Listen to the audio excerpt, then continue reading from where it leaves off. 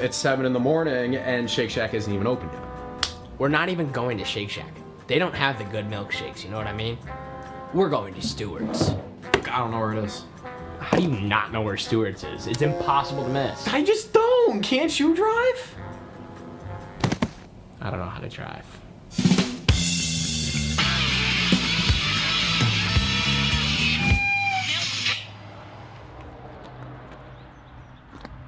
This isn't f***ing Stewart's.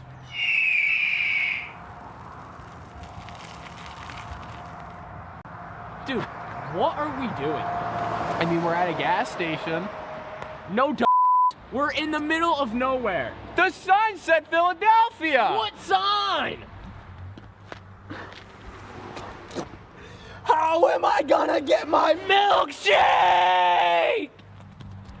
Oh, relax, dude. There's probably a Stewart's around here somewhere. So you boys must be looking for milkshakes then.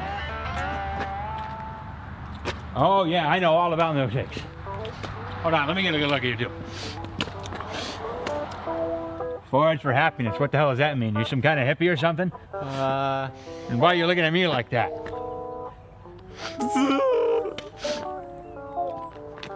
Okay. See? He's got milkshakes. Well, I mean, like, where? I've lived in Philadelphia, New York for 20 years. All right? Let me tell you something. If you know anything about milkshakes, I know much more. See? Great. I told you we were in Philadelphia. You look like you're 20.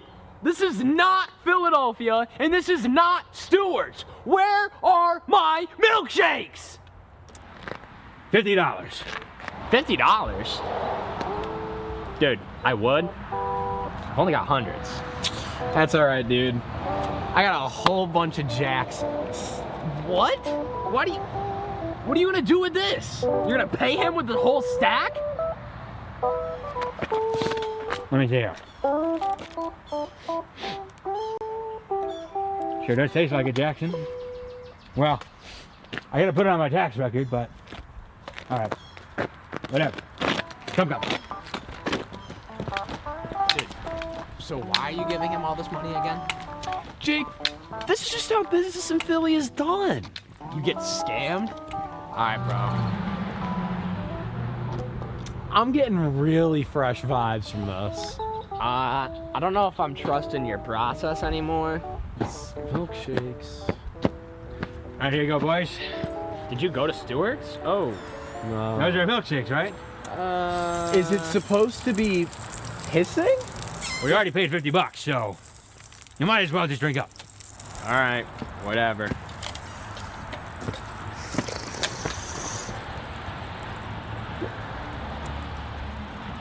It's interesting. Yeah. This tastes...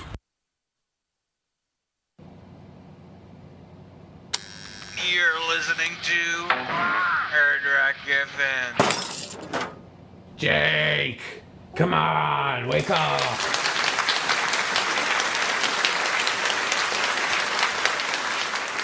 Well, I hope you've enjoyed that amazing fable about two young men who end up on the wrong side of the tracks. I want to thank my good friends Lucas Baker and Jacob Coleman for starring in that short film I made a little bit ago. We'll just go ahead and send it straight to break. We'll be right back.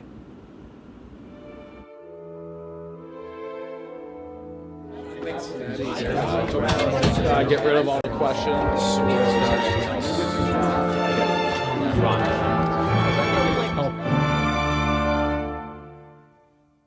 Error. Yeah, I just went around that stuff. DOE went through 6, 5, 4, 3, 2, 1. If only we had someone who could tell us what we should and shouldn't watch. Well, do we have a show for you? Who are you? What are you doing in my bag? On Be Kind and Rewind, we will go through and review all your favorite movie franchises. And tell you which ones you should and shouldn't watch from the perspective of normal movie fans.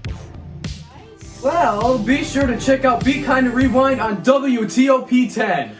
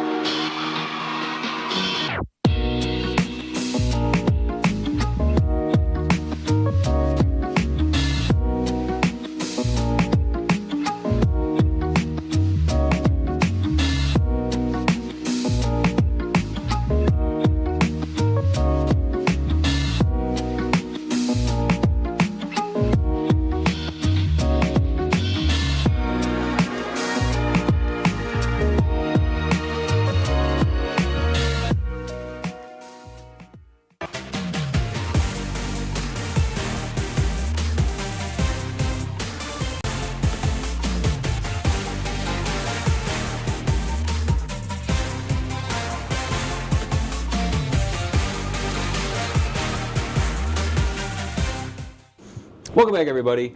We're starting to close things up here at Not for Prime Time, but before we do that, I'd like to have a little game with my dear guest, Jake McVeigh. We got some classic punch-out action going on over here. How do we turn up the volume on this bad boy? How do we turn up the volume?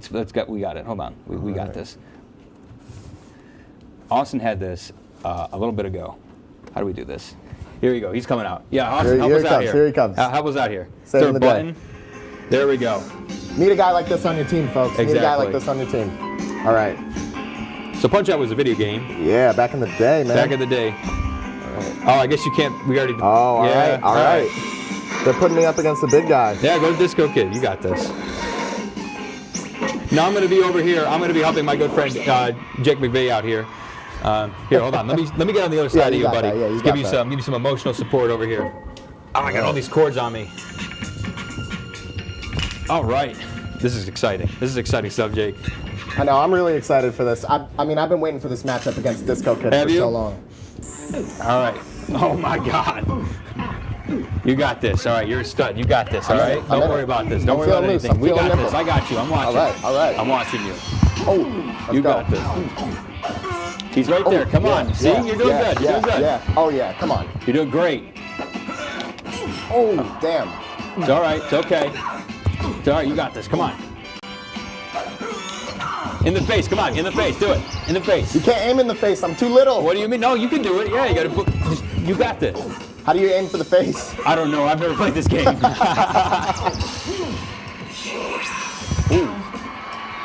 You better hurry up. We don't got enough time. Running out of time. Come on. You got this. Oh, you gave me fair warning. Come on. There we go. There we go. There we go. Come on. Right there. You're right there. Come on. You're right there. Come on. One more. Come on. Just get one more. Let's go! That's what I'm talking about. That's what I'm talking about. Let's go! Oh, he's getting back up. He's getting back up. I'm not done. No, come on. Hey! Take him down. Take him down. We don't have much time left. Woo. Hey! We don't got much time. Come on. Oh. Just one more. One more sucker punch. Come on. Come on. One more. Take him out. Take him out. Oh. Oh. All right, we'll call it a tie. We'll call it a tie. We'll call it a tie. It's all right. It's okay. There are many ways to eat a chocolate, but there's only Where are the buttons on this thing? you eat a chocolate. Where are the buttons on this thing? It's absolutely unreal. You know what? I got a better idea. We'll just just turn the Wii off. Yeah, we'll just do that. It's all right, Austin. We're good. We're good. Well, Jake, I really had a lot of fun with you on the show tonight. I really appreciate you. We had some good conversation. Yes, sir. We played some Wii. Absolutely. Got everything you need in a show. We had a great time. Well, folks, I really appreciate everybody tuning in to Not for Prime Time. I promise you, every episode after this is just going to keep getting better and better and better and better and better and better. It's going to be so good. You don't even know what a good show looks like because this is the good show right here. This is the goodest show to ever good. Man, a classic. Yes, from a bygone era, Nintendo Wii. That was all us right here, right now. Oh, man, I'm feeling good. I'm feeling so good right now. All right, well, good night, everybody. Get some sleep because tomorrow's Monday. It's a serious day, big day. Get your money up. That's what people say, right? Yeah, get your money up. Get your money up. That's all we can say. Have a good night, folks. Have a great night. We'll be right back. Yeah, right there. Woo! Woo!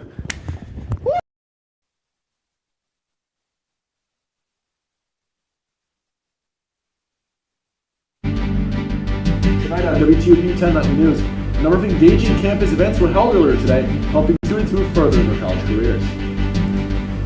And we'll fill you in on all of the exciting plans ahead this weekend.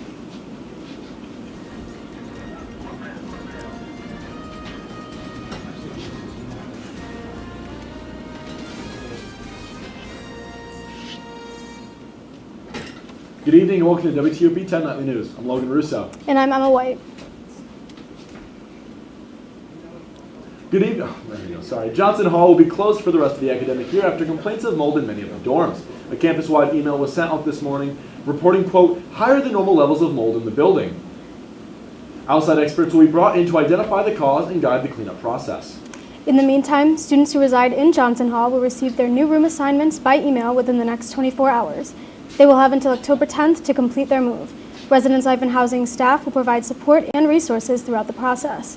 The university says health and safety remain the top priority, and they're asking for understanding as the transitions move forward. Campus officials say the Lakeside Dining Hall is not affected by the mold and is still safe to go to and enjoy. The second annual Major and Minor Fair came to the Marano Campus Center today. Academic departments and advisors met at the Wiley Concourse to help students with their questions on the major and minors they're interested in, or maybe just wondering about. If you could not attend the fair, no worries. You can always contact the Advisement Center or Career Services with any questions. A LinkedIn workshop was held today in Marano Campus Center for SUNY Oswego faculty and staff. Organized by the Institute for Equity, Diversity, Inclusion, and Transformative Practice, the workshop allowed attendees to learn how to leverage LinkedIn for professional connections and career advancements. Carlos E. Roldan, a global career advisor at Syracuse University, was featured at the workshop. An $80 million building at SUNY Oswego is still falling short. Student access to equipment has dwindled since the opening of Oswego's newest facility. Our Emily Mike reports Hewitt Hall's The Cage is facing heavy cuts in both student workers and hours of operation.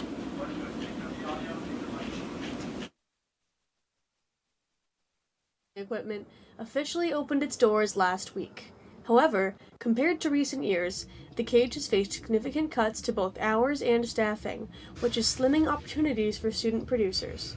Broadcast engineer Sean Secor had to adapt quickly to this change. I had kind of no restrictions, we didn't know what our budget really was, so I was just scheduling people as much as I could. Basically what happened was we moved over to Hewitt and I had all these grand plans of hiring more people, and then had a conversation with our department chair that we realized that we have a much smaller budget than what we had originally thought. As of now, the Cage is operating 23 hours per week compared to last year's 60 hours a week. These changes also pose new challenges for student workers. Senior Cage employee Nate Hand says that the cuts are discouraging. Last semester, I was working a lot more than I do work this semester. With the hours being cut, it's a lot harder to justify being there as much as I was. It's also harder feeling like I'm making an impact. Though the Cage's prospects might seem grim, Nate assures students not to worry. Make time for it, try to plan around the hours that the Cage is open. I would be proactive rather than reactive. Despite these limited hours, the Cage's staff is working hard to ensure that students will have enough time to use the Cage.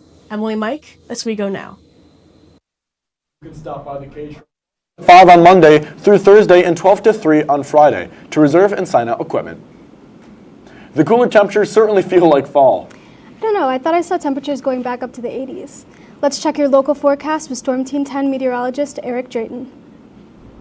Hey, thank you guys. I know that it is fall, but unfortunately we're still getting those summer temperatures and it just doesn't make any sense. Is it really fall? It's been almost a week into it. We have some showers next week that may end the drought that we've been experiencing for almost a month now. This fall's fall, it's summer temperatures, but we're just not getting the fall that we wanted. Oh, pretty leaves are still green, and the wild wind that we've been getting the past few days, it's creating some crazy wind chill, so we're gonna see if the wind will chill. Back to you at the desk. Thanks, Eric. Throughout the month of October, the Rice Creek Field Station will be hosting evening bat walks. The first one will take place on Saturday. Junior naturalists and their families are invited to walk the trails at the station in search of bats. Visitors will use a special device that tracks the bat's ultrasonic vocals. If you're interested in attending, you are encouraged to bring a headlamp and sturdy walking shoes. Walking around campus this weekend might look a bit busier than usual. Saturday, the campus will be hosting their fall open house. Across campus, students, faculty, and organizations will be tabling to showcase what they're all about. Campus officials will be holding a number of assemblies to discuss topics like admissions, financial aid, student life, and more. Still ahead tonight, the Oswego Farmers Market is coming to an end for the season. Plus, a travel advisory to look out for with a road closure. Stay tuned. You like action, romance, if you're watching this, and highbrow humor. Surface is this. Floor. Minch did not legitimately put his head in the toilet. There's only one place to turn. No! Tune in to new episodes of Oh boy! only on WTOP. Look at the number of disasters in the U.S. Chances are every area will deal with some kind of emergency in the next decade. And between school, sports, and social lives, chances are you won't be with your kids when it happens. Will they know what to do? Ready.gov/kids has the educational tools and information to make the conversation easy. When the time comes, chances are they'll feel prepared, not scared. So talk with your family today.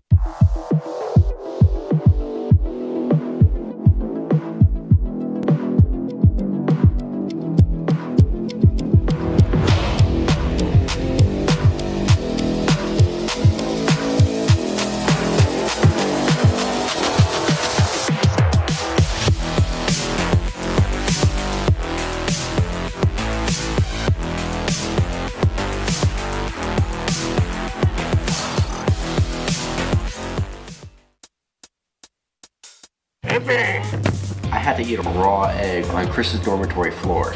I currently don't have any federal pending charges. You know what you never did? You never walked to Walmart, Chris. That's my co-host. This is for making me eat roast Pop-Tarts. It's showtime, Chris. Come on. I want to be on the air for that. I got a couple things to say. No. Spin the wheel. But you got censorship. Welcome back. Welcome back. Welcome back to...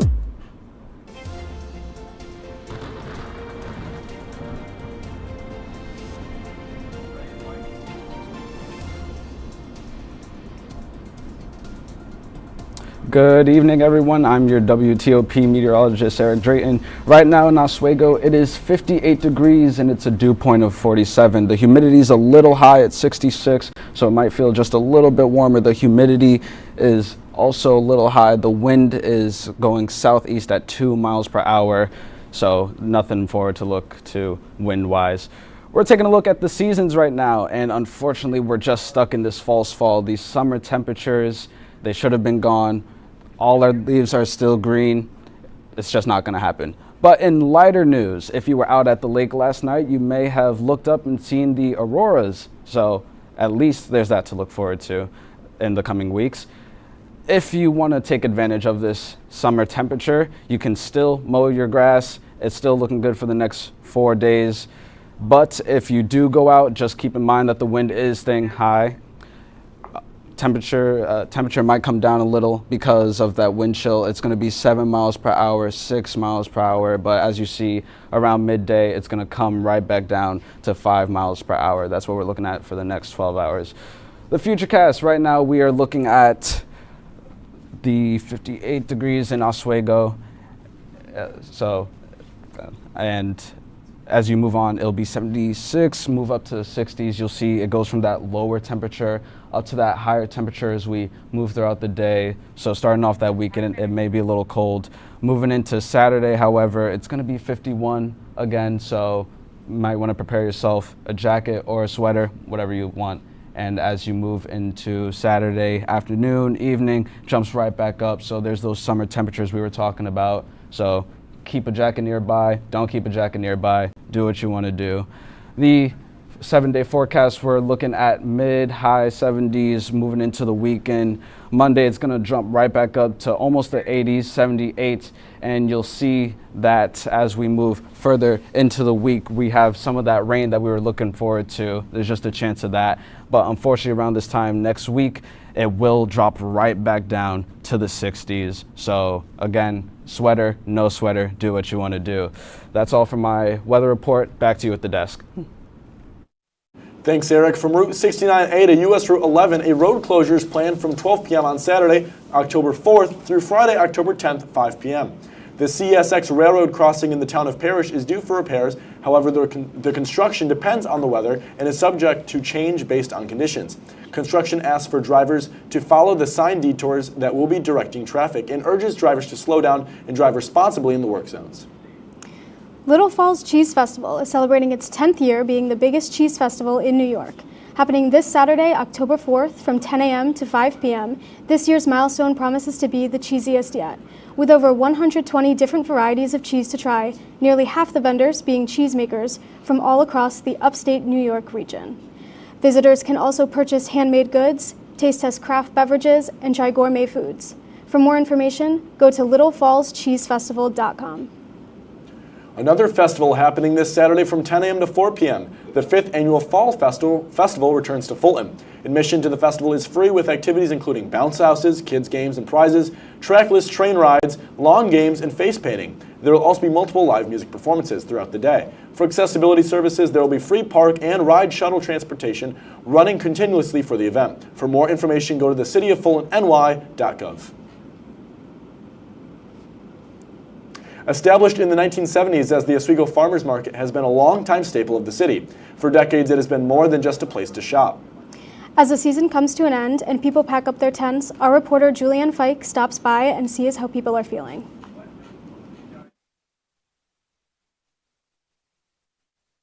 First Street to listen to live music, browse local produce, and spend time outside with friends and family, which is Justin Jones's favorite part. The weather, it's Oswego, and it's beautiful in the summer. As it cools down and fall starts to roll in, classic summer events like the Farmers Market are wrapping up. This season brought a lot of community connection, and for many, it was their first time participating. So I think coming to the farmers market gains us a great deal of exposure to people, especially being a first-year farm. We weren't really known to anyone, building relationships with people every time we're here. So obviously that builds the relationships that we will need to build our business. From farmers to crafters to food trucks, when asked if they would be back next year, all the answers were the same. That's the plan. I think so, yes. Yep, I'll come back every year. I love it here. I'll definitely be back next year. These streets might not be closed and tents won't fill both sides for the rest of the winter, but vendors are finding another way to stay connected to the community. For Justin Jones, the outdoor market coming to an end doesn't mean his business will also have to stop. I just move into other markets that are indoors. Other vendors are using social media and their websites to stay connected to the community until the Oswego Farmers Market starts back up again next May. Julianne Fike, WTOP-10. Today was the last day of the Oswego Farmers Market. The season will start back up again next May. A major redevelopment is underway at the downtown Oswego building housing the Children's Museum of Oswego.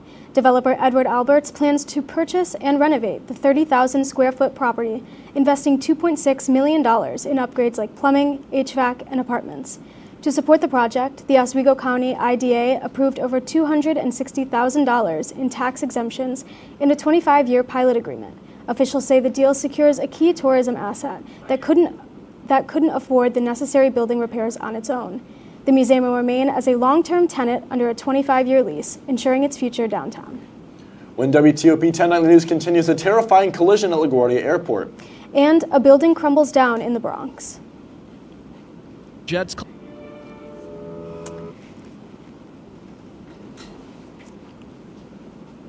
Of all the questions.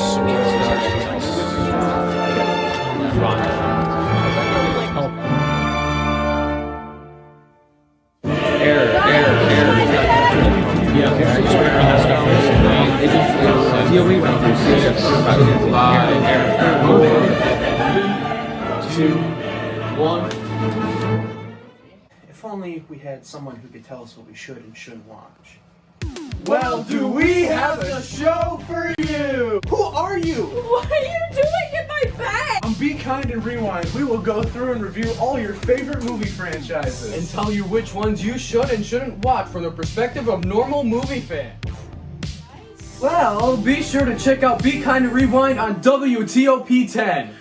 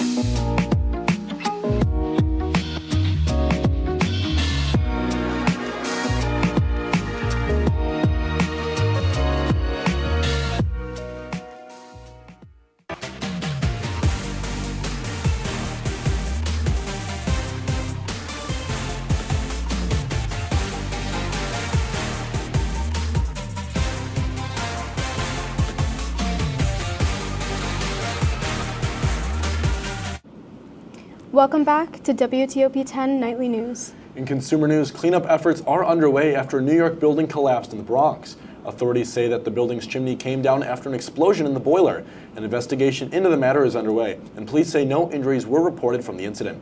In the meantime, residents have been booked into hotels. Officials are hoping to have the building services back up and running before the weekend hits.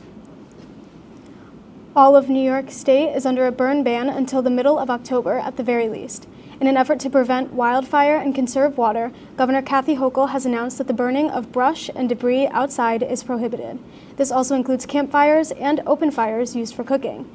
Hochul says that small outdoor fire pits are allowed. The ban will be in effect until October 15th, and Hochul aims to reevaluate the situation from there. Governor Kathy Hochul is also suing the federal government over Homeland Security following funding being slashed. Hochul sent a letter to Kristi Noem, the Secretary of Department of Homeland Security, demanding to know why the federal government cut $187 million in a Homeland Security grant program for New York. New York has joined a lawsuit with 11 other states to sue the U.S. Department of Homeland Security over the funding cuts. A frightening scene occurred at New York's LaGuardia Airport. 2 regional Delta jets collided on the ground, and the incident is now under investigation.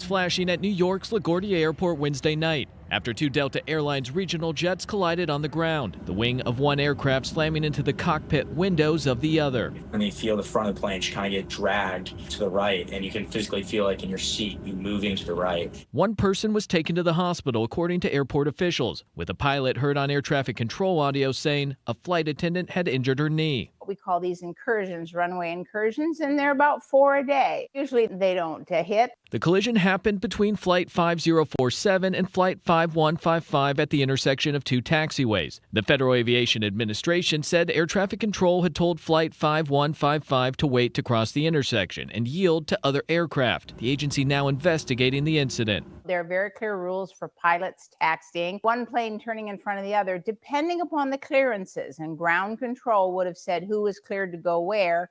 But it's like the rules of the road. One plane has the right of way, the other was turning in front of it, and so they will figure it out in a hurry. Delta released a statement saying, in part, Delta will work with all relevant authorities to review what occurred as the safety of our customers and people comes before all else. We apologize to our customers for the experience. In Washington, Michael Yoshida. Passengers who survived the collision were escorted off the planes, provided hotel rooms, and were booked onto new flights. Now for a quick look at Lakers sports with WTOP-10 sports reporter Michelle Smith. Michelle, what do we have to look forward to this weekend? Thanks, guys. The Oswego Lakers are hitting the road this weekend. Between tomorrow and Sunday, we have field hockey. We have both soccer teams, we have women's volleyball, and we have golf. Every team playing this weekend is away. Field hockey and volleyball are both coming off of wins this week, also on the road. Golf is heading to the Nazareth University Invite, their first outing since the Oswego Fall Invitational. Both the men's and women's soccer teams are coming off of wins, which you'll hear more about in just a bit. The Lakers aren't the only athletes on the move. Over at Oswego Speedway, racers are preparing for Super Dirt Week 53. The week-long event is considered racing's biggest party. 292 racers have traveled to Oswego from as far away as Brisbane, Australia to participate. The event brings thousands of fans to Oswego County to watch races, participate in fan events, and meet their favorite racers. For the first time, Oswego will host a town-wide block party featuring live music, food vendors, and more. The event will close down West 1st Street between Bridge and Oneida Streets. The block party is family-friendly and free for all from 4 to 8 p.m. Oswego residents are encouraged to join in the fun, whether they're staying for the races or racing home before the main events begin. That's all for me. Be sure to stick around for after the break for more.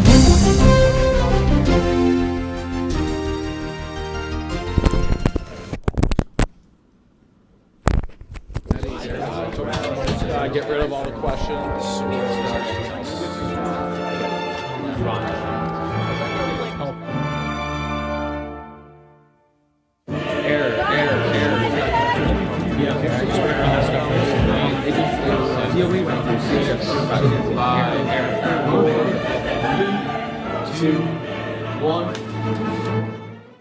If only we had someone who could tell us what we should and shouldn't watch.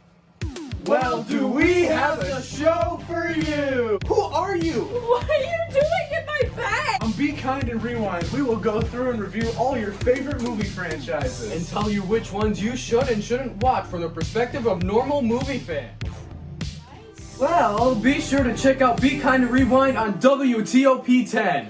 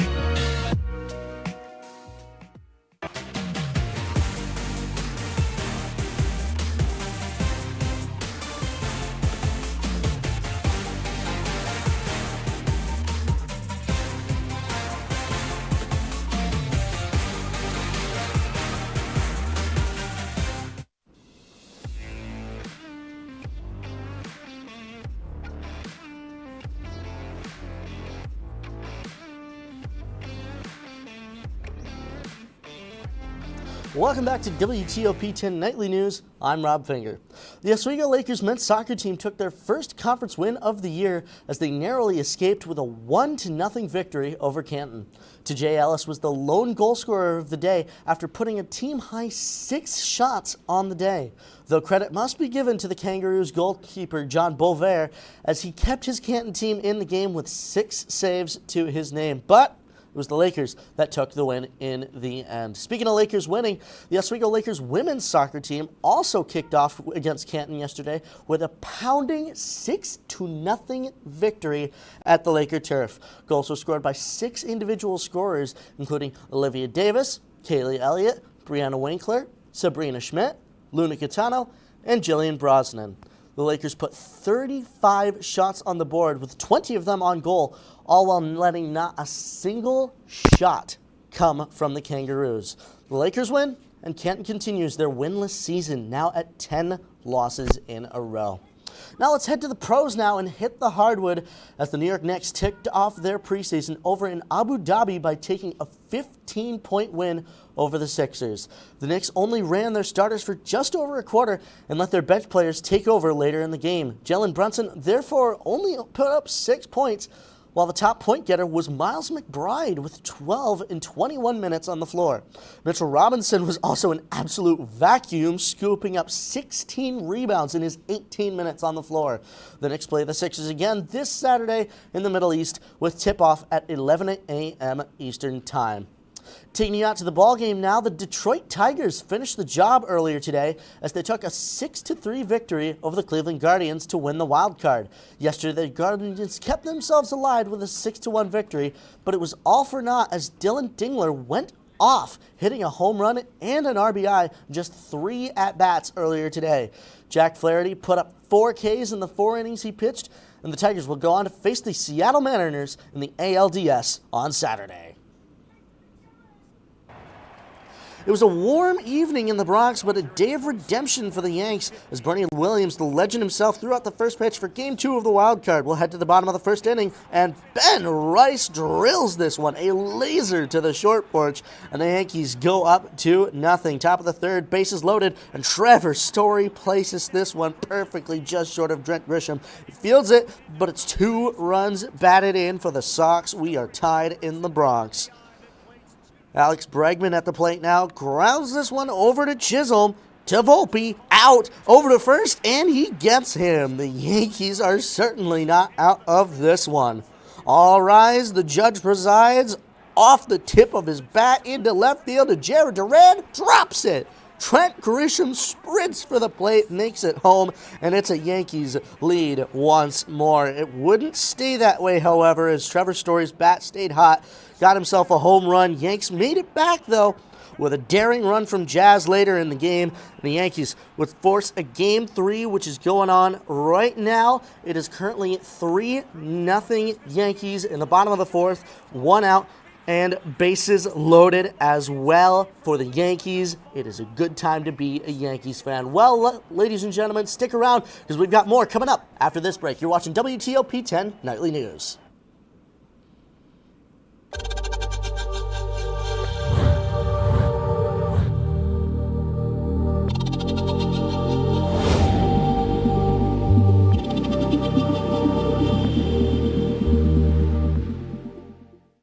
Say, President Stanley, whenever there's bad weather, who would you turn to? I'd turn to Storm Team 10. No, but you've got to say it like this. Storm Team 10. Say it with me.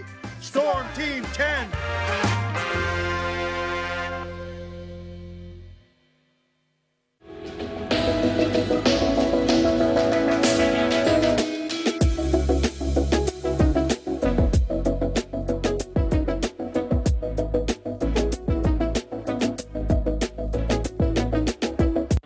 If you like action, romance, if you're watching this, and highbrow humor, surface is this. Floor. Minch did not legitimately put his head in the toilet. there's only one place to turn. No! Tune in to new episodes of Oh boy! only on WTOP.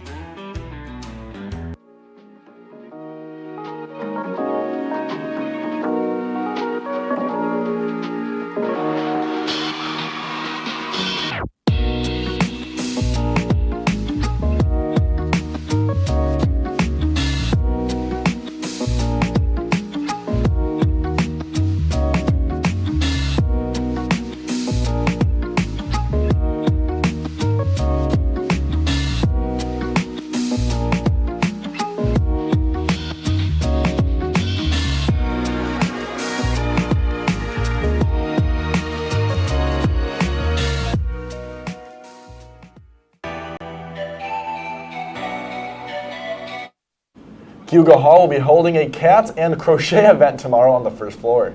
Anyone interested can stop by to take part in some cat therapy and participate in some arts and crafts. This week's Pet of the Week, we have two furry friends, Java and Luxray. Java is a 7-year-old tuxedo cat, and Luxray is a 4-year-old polydactyl black cat. Polydactyl meaning she has thumbs. Java was rescued from the SPCA, loves to cuddle, find new friends, and frequently climbs on the counter. Luxury was introduced to the family as a kitten who loves to play with all her toys, explore new places, and protect her loved ones. I love that. You know, I used to have cats. They're sadly not with me anymore, but man, cats, they're just chill. They lay around. They're I was just about cool. to say, I've always kind of had the half a mind to get a cat. The only thing that stopped me is my father's allergic to them. That'll do So- it. Yeah, that'll do it. I just got a cat this summer. Oh, really? Got a brand new kitten. What's its name? Mochi. I've Mochi. had one for a really long time. Herschel. So I had Oh, two. I like that. many Any pets. final sports, Rob, by the way? I know that the score just updated on the Yankees Yeah, game. 4-0 Yankees right now. Aaron Judge is currently at bat, although it is 2 outs. Bottom of the fourth, 2 men on at first and second. And like I said, Yankees 4-0 lead. Still early in the game, though. We're still only about halfway in, so fingers crossed. Knock on wood, Yankees fans. Any final weather check? Anything coming up interesting? All I know is that right now you want to keep an eye on all your weather apps. Make sure that you've got a sweater nearby, and in the afternoon be prepared to shed it because that sun is a killer sometimes. Yeah, I was going to say, that warm weekend's, it's going to creep up on us. I'm going to be sweating. Well, that's our report for tonight. Be sure to stay tuned for late OPs. Thank you for watching. Have a great night, everyone.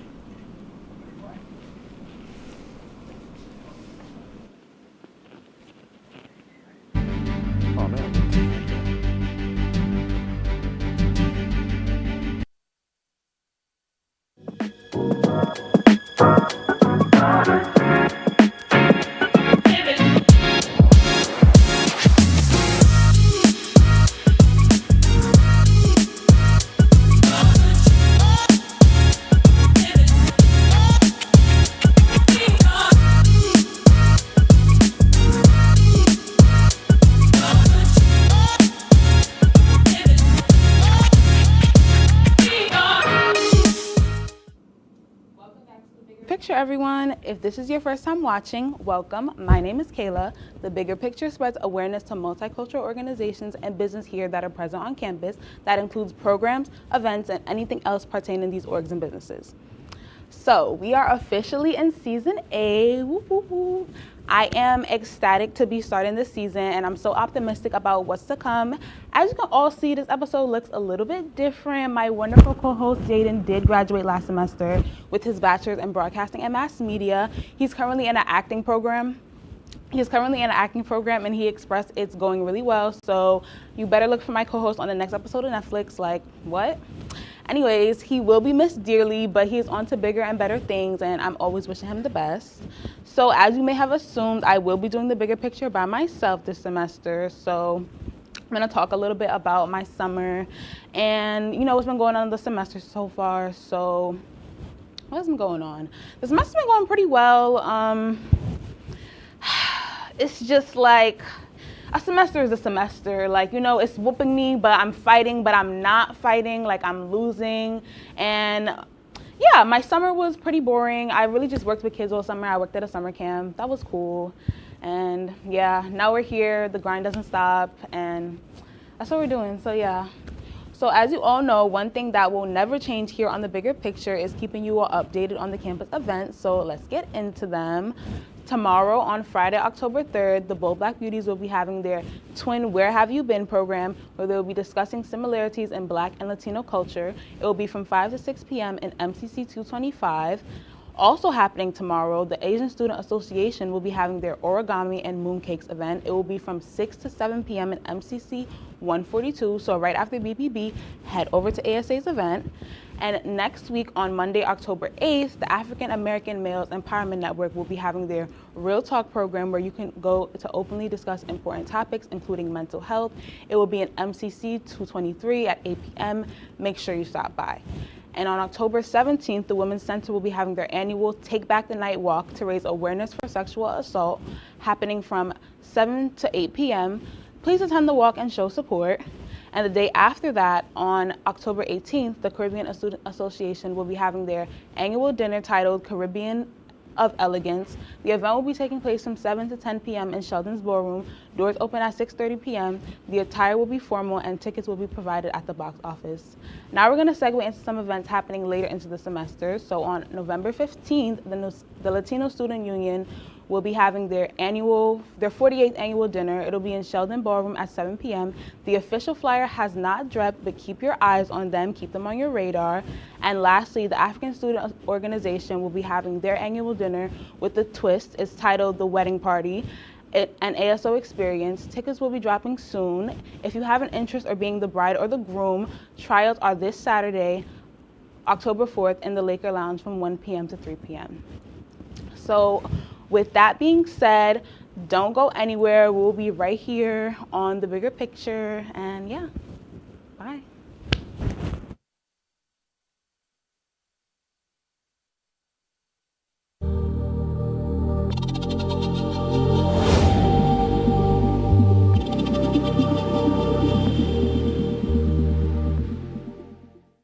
Say, President Stanley, whenever there's bad weather, who would you turn to? I'd turn to Storm Team 10. No, right but you've here. got to say it like this. Storm Team 10. Say it with me.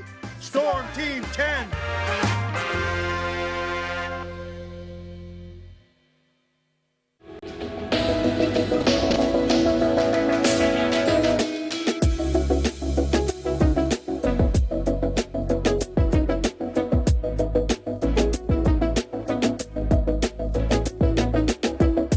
If you like action, romance, If you're watching this, and highbrow humor, surfaces this. Floor. Minch did not legitimately put his head in the toilet. there's only one place to turn. No! Tune in to new episodes of Oh boy! only on WTOP.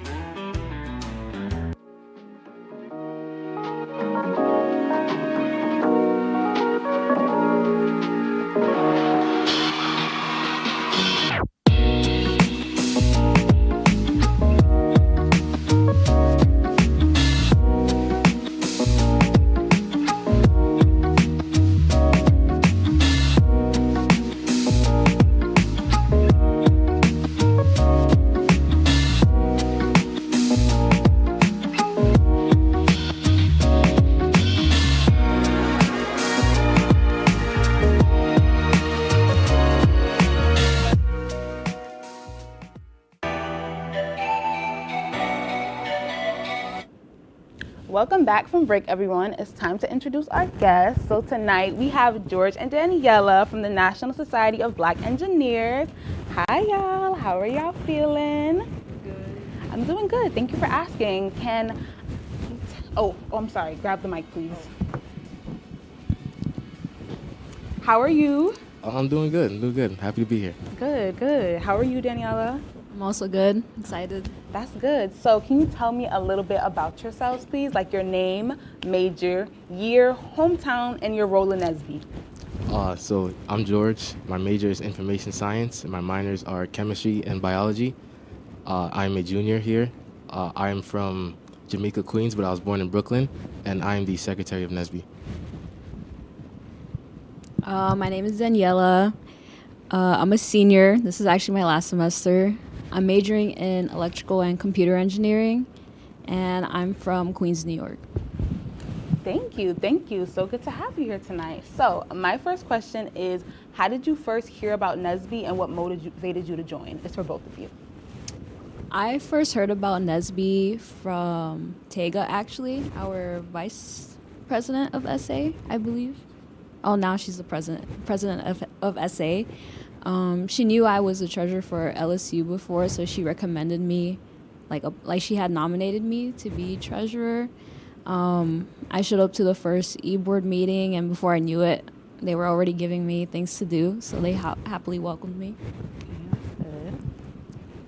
Me, honestly, I found out through Laker Life. Before NSB, I was in the Computer Science Association and the Robotics Club, but I didn't really feel like I belong there, so I went back on Laker Life. I found the National Association of Black Accountants. At the time, I was a business major, so I was still exploring, and I found the National Society of Black Engineers, and I was like, oh, this looks interesting.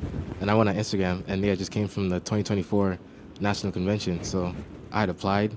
Well, I emailed, and former President Anos, she emailed me back talking about an interview, and I got interviewed by her and former President Dennis, and I got the position as graphic designer.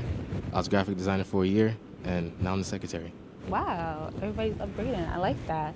So I know you just spoke about you saw the convention for last year. I know there's a convention this year in Albany. Are you both going?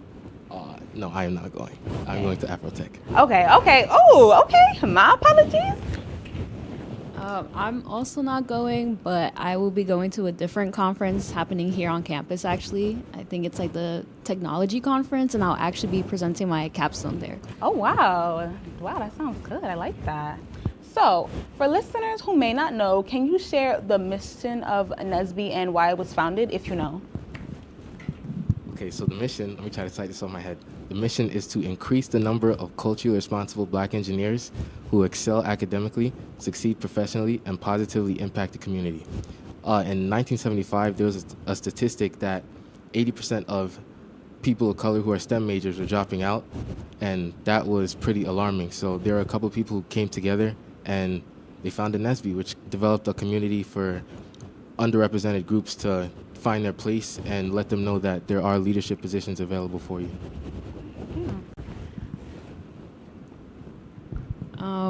Just like George said, that's exactly why it was founded, to help underrepresented communities be able to excel in STEM. Okay. And since joining, how have you felt represented? I felt very represented. I know that when I first got into my major, I was pretty intimidated, being basically at least at the time, the only woman of color in my class. So I felt like I did have a lot to prove, but it was hard for me to relate to other students. So honestly, joining NSBE really made me feel more comfortable, and I felt like people could relate to having like the same struggle as I did. Yeah. I'm going to say the same thing that Daniela said, but in the Computer Science Association and the Robotics Club, I was literally the only person of color in there, so I kind of felt out of place. But after I joined NSBE at the national convention, literally 90% of people look like you, and that's very empowering to me to know that there is an opportunity for me and everyone else out there. So Yes, I love that. So, what role has NSBE played in your academic, professional, and personal growth? Personally, it's given me the opportunity to level up my communication. Around this time, a couple years ago, I was terrible at it. And after I joined NSBE, there are a lot of programs that are focused towards developing your communication, let's say for your elevator pitch or for mock interviews and things like that, that would help you get to where you want to be, in career fairs or networking events. So yeah, I'll definitely say help with my communication. Okay. I'm going to say something similar, but I would say I improved a lot with networking. Career fairs used to be a big problem for me because I would get very shy or drained pretty quickly. But honestly, with the conferences we go to, I've had so much practice with it, and at this point, it feels like second nature to me, and I feel like it's really easy for me to relate to employers, and I'm slowly learning how to keep those connections and relate to them. Okay, and I think you guys know about the career fair that's going to happen next Tuesday. Do you feel that NSBE has gave you some skills to prepare for that, and you feel like you're going to succeed? Because me personally, I'm always scared for any kind of fair. When it has to do with any kind of fair, when talking to a lot of employers and stuff, it gets a little bit overwhelming. So yeah. No, for sure. I feel like before I could talk to the two of them, and then I need a 10-minute break to breathe and just relax. But we have pretty strong connections with career services as well. So Kate Graham, she gives us a lot of good tips for mock interviews and networking in general. I'm gonna bring up 2 years ago again, where I was really bad at communication. My first career fair here, I literally met 2 people. It was a terrible experience for me. But after NSBE, there's so many companies out there that you are really encouraged to speak to, and I feel like that's really helped me. I will be at the career fair on October 7th, by the way. Yes. Yeah, like Daniela said, I feel like it's second nature. So, yeah. That's good. So what skills have you developed that you feel are most valuable for the field that you two want to pursue? Like, what skills has Nesby given you that you feel are the most valuable when you get to that field? I'm going to say communication again, but besides that, I'm going to say the ability to work as a team.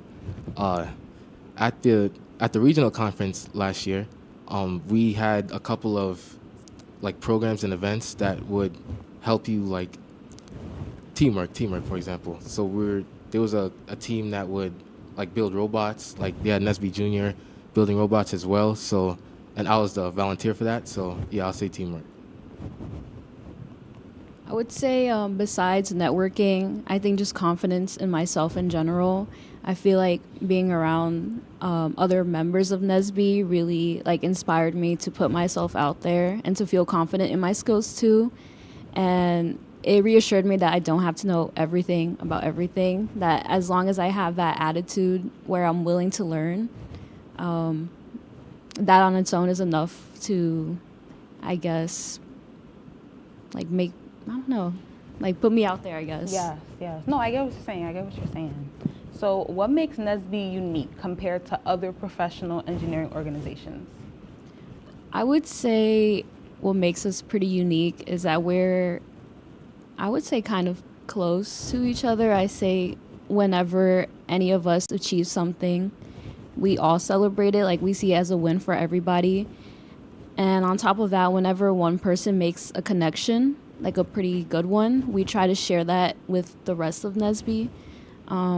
I think we try to dedicate time outside of it to make sure we're growing like our connections and our audience as well. Okay, so I know with Nesby, we're called to what we're going to do in career development, but I'll say what makes Nesby different from other organizations is the fact that we get to keep our culture. After a career fair, like in the regional conference, we were literally at a karaoke night, lip singing Dreams and Nightmares. So yeah, I'll say it's a place where you get to be yourself while pursuing what you want to pursue. That's real. I love a good Dreams and Nightmares. I don't know the words yet though. I'm not gonna lie. But yeah, you can't take my black card away just because I don't know that. Like, no, yeah, you can't. So can you share a pivotal moment in Nesby where you felt supported or inspired to continue STEM? Because your major is information science and your major is electrical and computer. Okay. So engineering, especially as a woman of color, that can be, a very male-dominated field. So yeah. So I'm gonna say at the career fair again, one of the companies I want to pursue is GE Healthcare, and I want to get into health information technology. I got on the line this year in March at the national convention, and like I said previously, there are literally 90% of people who look like you who are on the line waiting to get that opportunity. So I'll say like looking around the room, knowing that you're not alone in this battle. I'm saying battle for lack of words, but yeah, to know that you're not alone, it's really empowering to me. I'll say something similar. Last year at the fall conference, that's when I really got to bond with the other board members the most. And I realized that I had actually taken some of the classes that they've taken before and vice versa. So with the class I was struggling with the most, they were able to help me like a lot. I don't think I would have been able to pass that class if I didn't have them around to help me. So that sense of like community in a place where I felt like it was just me was really pivotal for me, and I felt like really supported and even more motivated to like keep going. I love those answers. So what are some challenges you both have faced as being students of color pursuing like very STEM and engineer like degrees? We kind of mentioned it before, but it is at least for me, it was very intimidating. I felt like I had to constantly prove myself that I was on the same playing field as everybody else, especially at a PWI. And on top of that, like you said, it is a very male-dominated field. So I did feel like I had a lot to prove. And I feel like seeing other women in Nesby especially helped me feel more comfortable in like my femininity, especially because sometimes I feel like that can be looked down upon in more like male dominated fields. Yes, 100%. Yeah, so piggybacking off of that, I think she's trying to say like imposter syndrome. Yeah, like there are some times where I feel like I'm not enough, but there are resources out there that would help me, like Career Services, Kate Graham, even the people on my board, like Demi, she's the president right now, Lois, vice president, Chris, senior secretary, like all of them. They really help me to get me to where I want to be, and they hold me accountable. So. Yes, Yeah. I love that. Nesby feels like a warm hug, doesn't it? Like, you guys have such good things to say about Nesby. I love that. So we're going to throw it to break, but we'll be right back with the bigger picture and more questions for Nesby. If you like action, romance, If you're watching this, and highbrow humor, surface is this. Floor. Minch did not legitimately put his head in the toilet. there's only one place to turn. No! Tune in to new episodes of Oh boy! only on WTOP. Look at the number of disasters in the U.S. Chances are every area will deal with some kind of emergency in the next decade. And between school, sports, and social lives, chances are you won't be with your kids when it happens. Will they know what to do? Ready.gov/kids has the educational tools and information to make the conversation easy. When the time comes, chances are they'll feel prepared, not scared. So talk with your family today.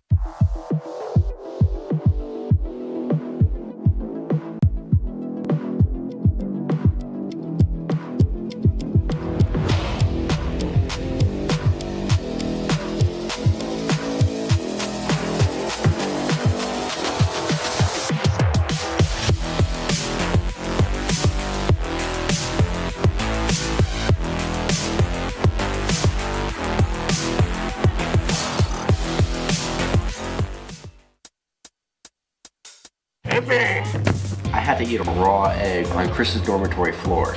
I currently don't have any federal pending charges. You know what you never did? You never walked to Walmart, Chris. That's my co-host. This is for making me eat roast Pop-Tarts. It's showtime, Chris. Come on. I want to be on the air for that. I got a couple things to say. No. Spin the wheel. Oh, you got censorship. Welcome back. Welcome back. Welcome back to... Welcome back from break, everyone. So we have just a few questions left. So I want to know, being such like science heavy majors, how do you balance school and work life and all your other orgs? Are there any other orgs that you are both involved in, by the way? Yeah, I'm in ASL and the chess club. Okay, the chess club. Okay. I like chess too. Last semester I was in LSU as well, but I had to take a break from it just because I knew this semester would be really heavy for me. We just had a program recently, I think like 2 weeks ago, about how to time manage essentially, and I will say Google Calendar has been my best friend for about like 2 years. Google Calendar, I separate like my classes, work, clubs. That's really how I try to keep track of everything. I feel like every day is kind of just like a race to do everything before the moon comes out. That's real.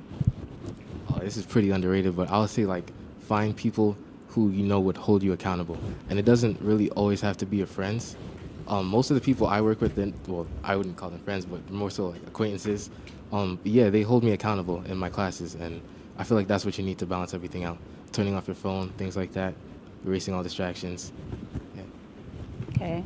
So what does being a part of Nesby mean to you on a personal level? Like to your character, to you? Especially here in the PWI, Nesby is more like a second family to me, you know? Just to know that there are people who fight the same battles as you. You know, there is a community out here to uplift you and support you whenever you need it. So.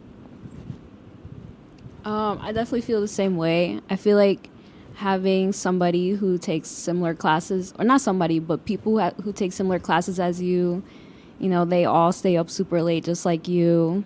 You know, they're tired, they go through the same struggles as you, but also having like a similar culture, I feel like that resonates a lot with me, and I feel a lot more supported at this university.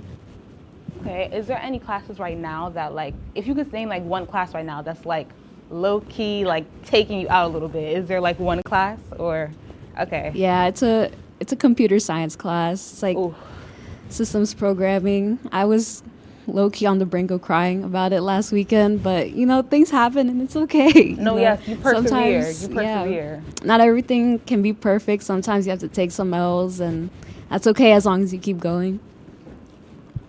For me, it's definitely organic chemistry. I really can't say any more about that, but Wait. you know, bro. Wait, what is organic chemistry about? Like, you talking about we say it, like, no, we don't know, like. Yeah, it's one of the hardest classes I've ever taken in my life, bro. I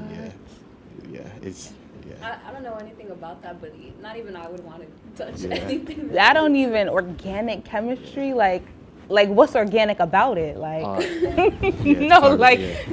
carbons. Carbons, okay. Well, you know, you the information science major. You got that.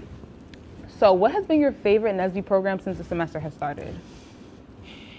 We had a Mafia game night with AA Men. So yes, I was at that. Cheating was happening, but I will let it slide this one time. Yeah. I really liked that program too. It was fun. I definitely got betrayed by the vice president. I won't forget that. I took that very personally. There was another program. I would say I like NSBE 101. That's usually like one of the first programs we have of the semester. I like seeing like new faces that come, and then I try to remember those faces to make sure that they keep showing up, you know, not just like a one-time thing. Like, right. I want them to feel like welcomed and like excited to be there. Right. Is NSBE 101 like a meet the e-board kind of thing, or like, okay? Yeah, we just talk about like everything about NSBE, what we're about, what we can offer, which we do offer a lot. So for any like tech, STEM majors out there, you know, definitely feel welcome to come in anytime. Yeah. So I know you guys already spoke about like how welcome NSBE makes you feel. So to you, why is representation in STEM and engineering in general important, and how is NSBE helping to increase it? I say it's extremely important, especially at a PWI. I think it's really important to like represent yourself. No matter where you're from. I feel like especially for people of color, it's very easy to be overlooked. And a lot of times I feel like we do have to achieve more than most people just to show that, like, hey, we're here too.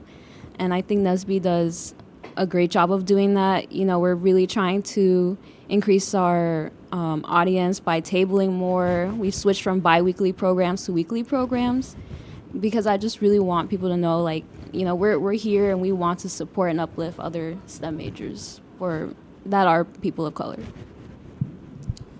Yeah, I'll say representation matters because it gives you different perspectives in anything. So let's say like the traffic light and the light bulb, they were made by black people. So I feel like mixing different perspectives of everyone around would get us higher in society.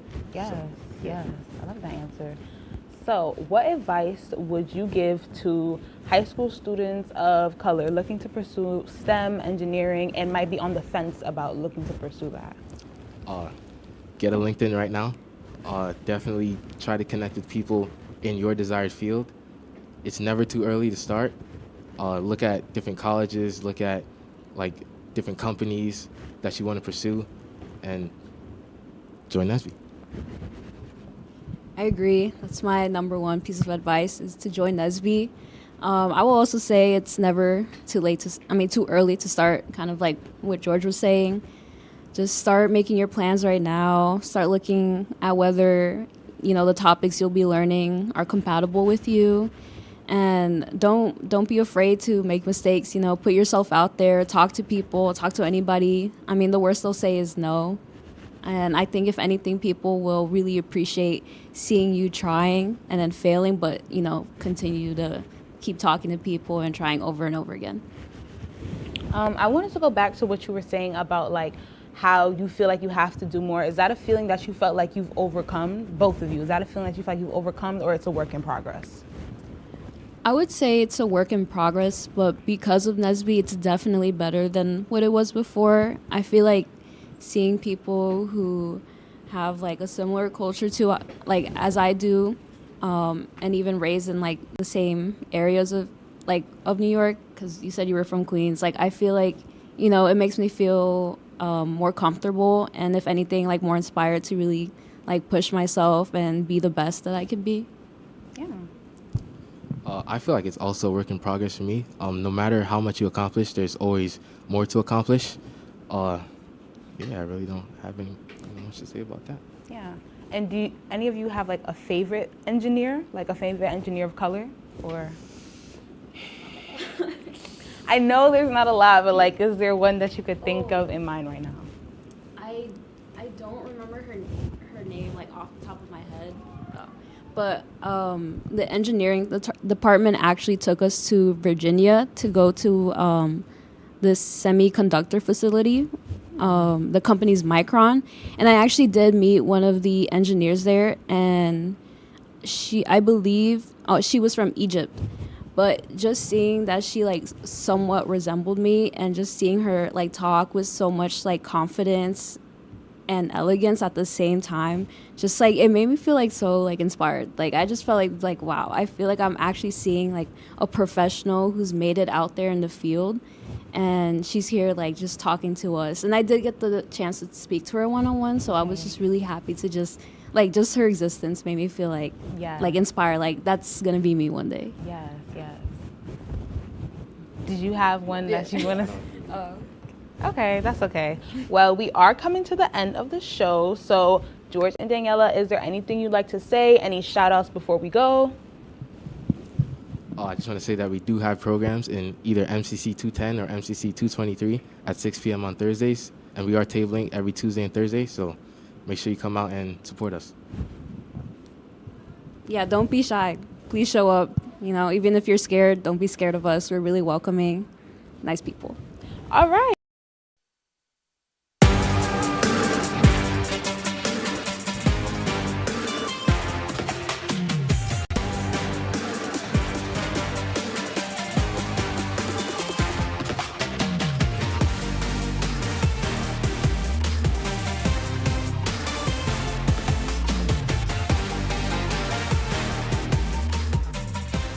Welcome on into season 23, episode number 3 of Laker Connections, your only place for all things Laker sports. I'm Kenny Gerard, co-hosted by the somewhat likable Lucas McGarry. Oh, come on. Now, Mr. McGarry. Yes. Unfortunately, winter sports here in the Port City have all wrapped up for the season. But thankfully, spring sports are in full swing, with many squads getting their first SUNYAC matchups underway. Now, speaking of, let's get started with our Laker recap. Yeah, no, I love the Laker recap. Honestly, kind of my favorite segment of the show. Really? Yeah. That's a hot take. I enjoy Laker Showdown's a lot of fun. I like Laker Recap because I love talking about how good the Lakers did. I didn't give you any time to say how are you. I'm doing good. I'm really excited to talk about how good the Lakers did. I'm very excited. Good. Well, I guess we'll just get right into it. As I just mentioned, spring sports are in full swing and conference play has begun. Now, some teams are looking to make a return to the SUNYAC playoffs after strong seasons last year. Others are looking to rebound from disappointing seasons last year. Now, speaking of teams looking for a return to the playoffs, let's start off with how the men's lacrosse team did. Lucas, take it away. Yeah, how about it? Oswego kicked off conference play with a commanding 11-6 victory over New Paltz, setting the tone early and never looking back. Lakers jumped out to a fast start with 3 quick goals from Garrett Elston and Corey O'Connor. Although the Hawks responded with 2 goals, Oswego seized control by rattling off 5 unanswered scores to take an 8-2 lead into halftime. The second half saw a more balanced battle, with both teams adding 2 goals in the third quarter, including goals from Nate Ham and Corey O'Connor for the Lakers. Oswego's defense remained strong down the stretch, shutting down New Paltz's offense to secure the win and to start conference play on a very high note. Lakers starting off strong. Well, you can't go undefeated if you don't win the first one. You take a look at some of the stats here. 11-6, a good win for Oswego. They outshoot them, and they got more shots on goal. And look at that. Only 7 shots not on net for these Lakers. That's a winning recipe for this Oswego team. Now, we'll talk about later who they're going to play down the road. It's going to be a tough matchup in the next one. But what a good win for Oswego. Start off 1-0 in SUNYAC play, who have not played at home yet. Again, we're going to talk about that very shortly. But, Lucas, looks like it's going to be a good season for this men's team. Yeah, no, I love the efficiency here. Like you just said, they only had 7 shots that weren't on goal. That is peak efficiency, and in a game like that against a conference team, that is exactly what you want. I love it. Well, let's move on to the women's team now. The Oswego State women's lacrosse team looked to keep their SUNYAC record perfect, coming in at 2-0 in the SUNYAC against the Canton Kangaroos. The Lakers would strike first and take a commanding 4-0 lead in the first before Canton would respond, making it a 4-1 game. The Lakers would once again go on a run, and it was a good one. The Lakers went on a 6-0 scoring run to make the game 10-1 early in the second. The Lakers led 11-3 going into the half, and Canton was unable to mount the comeback. The Lakers would go on to defeat the Roos 15-4 and stay perfect in conference.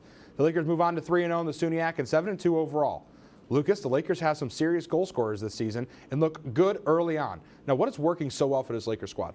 Well, first of all, I just want to say I wish I could have appreciated this game more being there, but I was outside freezing the entire time. It was hailing, snowing, really bad wind.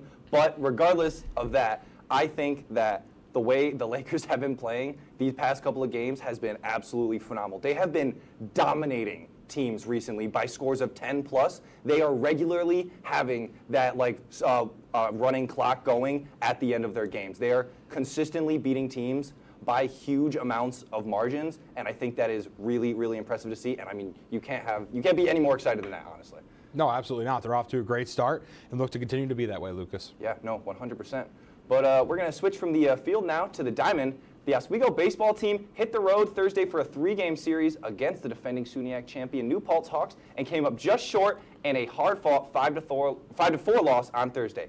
The Lakers struck first with 2 runs in the third inning, sparked by some aggressive base running. New Paltz answered with a run in the bottom of the half, taking advantage of a fielding error. After trading runs, Oswego pulled ahead 4-3 in the 6th on a pass ball, but the momentum shifted in the 7th when Dylan Restano crushed a 2-run homer to give New Paltz the lead. The Hawks bullpen shut the door with 3.2 innings of scoreless relief. Daniel Winchester led the Lakers offensively, going 3 for 4 with 2 runs scored, but a 9th inning double play ended Oswego's rally attempt. So a tough loss for them. We're going to talk about their next games, or that game coming up, but for right now, just about the game that happened. Unfortunate for the Lakers, but you got to have the bats wake up. You absolutely do. And this Lakers team, again, looking to get into those SUNYAC matchups. Alfred State is a good team. And, yeah, for Oswego, we mentioned it last episode that this team really needs to start getting the bats up and moving. And I think throughout the season, they just haven't really able to just connect on a lot of their shots and just not able to get it done. But let's move ahead now to the other diamond, the softball diamond. The Lakers were slated for a doubleheader matchup against Clarkson. In the first match, it was all Golden Knights. They took the game 1, 13-2. But Oswego's looking to bounce back in game 2 of the doubleheader. Clarkson would strike first with an RBI single in the top of the first. The Lakers would strike back in the same inning, notching 2 runs in the bottom of the first. The Lakers would have a great 4th inning, scoring 3 off an RBI triple from Lillian Haggerty. They held up this lead all the way into the top of the 7th and final inning. Clarkson had 2 cross the plate to make it a 1-run game, but Oswego was able to hold on and win 5-4 over the Golden Knights. The Lakers improved to 5-8 on the season. Now, Lucas, after a couple of rainouts, the Lakers are looking to get into conference play. But what a way to hold on and win for Oswego here. I love the fact that in the first game, they obviously didn't have the best game. And then they decided, you know what, we're not going to let this affect us. And they came back even stronger. And they had a hard-fought victory. And you love to see it. And especially now with conference play coming right up, that is exactly what you want. You want to build that momentum. And I think now for them, they have a really, really strong case for it. Absolutely. I mean, even a team like Clarkson, they had no errors in that matchup, and Oswego having 3, just out-hitting Clarkson. So I think, again, the amount of hits probably led to the win here, but being able to have 3 errors on your side of the field and still win when another team has 0, pretty that's very impressive. If you're making mistakes and Clarkson isn't taking advantage of it, that's on Clarkson. So good win for Oswego to close it out. Absolutely. But that's going to do it for our Laker recap here. We're going to go to a quick break, and when we come back, wow, words are really hard tonight. They really are hard tonight. We come back, it'll be time for the week ahead. Stick around. You're watching Laker Connections right here on WTOP-10. When you look at the number of disasters in the U.S., chances are every area will deal with some kind of emergency in the next decade. And between school, sports, and social lives, chances are you won't be with your kids when it happens. Will they know what to do?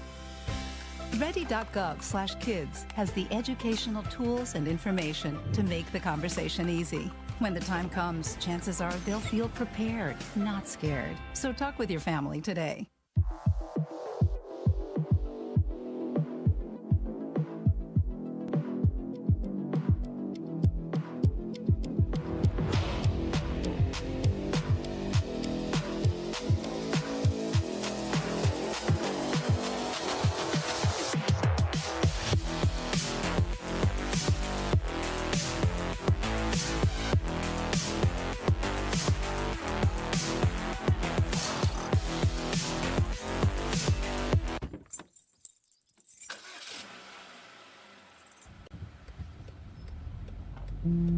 I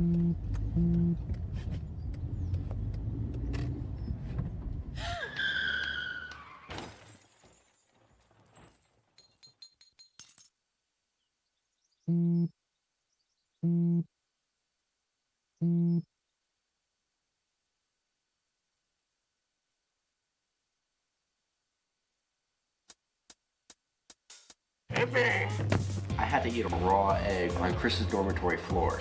I currently don't have any federal pending charges. You know what you never did? You never walked to Walmart, Chris. That's my co-host. This is for making me eat roast Pop-Tarts. It's showtime, Crits. Come on. I want to be on the air for that. I got a couple things to say. No. Spin the wheel. So you got censorship. Welcome back. Welcome back. Welcome back to.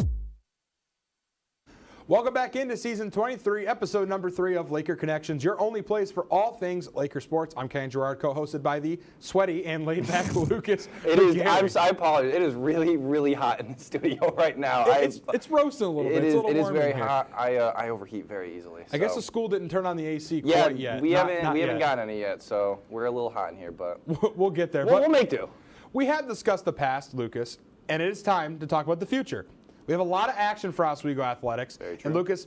Well, let's discuss it. Yeah. Start off with what's going on for the baseball team. Yeah, well, after falling 5-4 to New Paltz yesterday, the Oswego State Lakers have a chance to bounce back with a crucial SUNYAC doubleheader tomorrow at Lauren Campbell Memorial Field. Sitting at 12-7 overall and 4-3 in conference play, the Lakers will need strong performances on both sides of the ball to take down the defending champions. The Lakers currently lead the conference with a team ERA of 4.81, while the Hawks lead the conference with a team batting average of 348. The first game set for noon and the second at 3 p.m., Oswego has a prime opportunity to bounce back and make a statement in the conference standings, especially over the New Paltz Hawks, who are the defending champs. Yeah, a couple of tough teams in this conference between Cortland and New Paltz up there. It would be a statement win for Oswego. Again, we were talking about how I need to get the bats up and going here. They have a decent team average. The ERA low is not bad. So, I mean, it's going to be quite a determining game in a weird way. It's early on in the conference play. Still, I mean, we're after spring break, but it's still early in the conference. Still got about a month and a little bit of change to get into these conference matchups. We'll see how the Lakers can foe against this team. I think a win here would be great for them. I think that they can really put their name towards the top of the list and make an early push into the SUNYAC playoffs. But let's switch it now on over to softball again. The Lakers will head up to Canton, but not to take on the Kangaroos. Rather, they set their sights on the St. Lawrence Saints. Game 1 will start at 12 p.m. with Game 2 slated for a 2 o'clock start, but anybody who knows baseball or softball knows that's probably not what's going to start. Definitely not when it's Definitely not. Oswego sitting at 5-8 looks to improve to 7-8 before taking on a SUNYAC opponent down in Morrisville. The Saints sit at 7-5 on the season. This series comes after their first Liberty League matchup of the season against the Clarkson Golden Knights. Rain has been an enemy of this Oswego team with their last 4 matchups being rained out. This series is a makeup from March 29th, which was, of course, rained out. Lucas, with an exciting matchup for the Lakers, what are we looking for in this one? I'm just really excited to see a very, very close game. I think both of these teams have a lot to offer when it comes to pitching and hitting, and I think when it comes down to it, this should be really, really competitive. Both of these teams aren't struggling, but they're right near the 500 mark. Oswego's slightly under, and St. Lawrence is slightly over. So for both teams, you have the different mindsets of Oswego's like, we've got to get that 500 point. You want to get there because that's where you start before you build up. St. Lawrence, you obviously want the opposite. You don't want to hit that 500 mark because you're already past it. So I think it's a very fun dynamic for both of these teams to be playing against each other now. And I think, like I said, it's going to be very, very competitive. Absolutely. Yeah, so now, I'm sorry, instead of we're going from the diamond now back to the field, where we're going to take a look at Oswego State women's lacrosse team. Clever. Looks to stay perfect in SUNYAC play as they take on the Oneonta Red Dragons this Saturday. The Lakers enter the contest with a strong 7-2 record, 3-0 in the SUNYAC, while Oneonta sits at 3-7, 2-1 in the SUNYAC. Oswego boasts an impressive offensive attack, averaging 16.2 goals per game compared to Oneonta's 13.2. Oswego also clears Oneonta in goals against per game, holding teams to just over 7 goals a game, while the Red Dragons allow almost 14. With both teams fighting for postseason positioning, this matchup should be very, very interesting. It got dark in here for a second. It did get dark. I don't know what happened. Well, again, we talk about this team being so dominant, and we've seen with that 7-2 record, 16.2 goals per game. That's crazy. And look at the shot on, and they're evenly matched up. This is an even matchup. I mean, Oneonta is still a very good squad. I think the record is a bit deceiving. Yeah, they had a couple of really, really tough, but also close losses that could have gone either way. So their record doesn't exactly show their talent level, they are a solid team. Yeah, they are a solid team, and I think this will be a good one for Oswego. If they can pull away another victory here and move even farther into the SUNY, it's going to be a tough matchup coming up again. And Cortland just in their near view future, tough team that they've never beat, so we will see. But let's move on to men's lacrosse now, as the Lakers will take on the Potsdam Bears this Saturday at home, which is their first home game of the entire season. The Lakers are currently undefeated in the SUNY, sitting at, well, 1-0. The Bears sit at also 1-0 in the SUNY. After a trouncing of the Canton Kangaroos by a final score of 24-2, Potsdam comes in hot. This matchup is set to be a good one, an early SUNY matchup between these two squads. Potsdam comes in on fire. Now, Lucas, you think the Lakers can tame the flame and take down the Bears, or is this just a Potsdam team that's just too hot to handle for the Lakers? So last year, the Oswego essentially had the same scenario against Potsdam. Potsdam was hot last year, and then they came to Laker Field, and Oswego beat them in overtime. I was on that call. It was so much fun to watch. This Lakers team is full of surprises, and I really think they can, I think you said, put out the fire, quench the fire, whatever you want to say. Flame? Tame the flame, sure. I forgot what I said. It doesn't matter. Whatever you want to call it, I do believe that they can, so yes, they can. And I 100% think that this is going to be a very, very good game. It was very low scoring last time, so I don't know if that's going to happen this time, because obviously Potsdam, they average a crazy goal scoring. But I think Oswego has a very, very solid defense that can tame this flame, like you said. Absolutely. That's going to be all the time we have for our week ahead. We're going to go to a quick break, and when we come back, oh my God, again, I did the same thing. When we come back, it'll be time for a new segment here at Laker Connections called Way Too Early Predictions. We'll see you on the back half of the break. Stick around.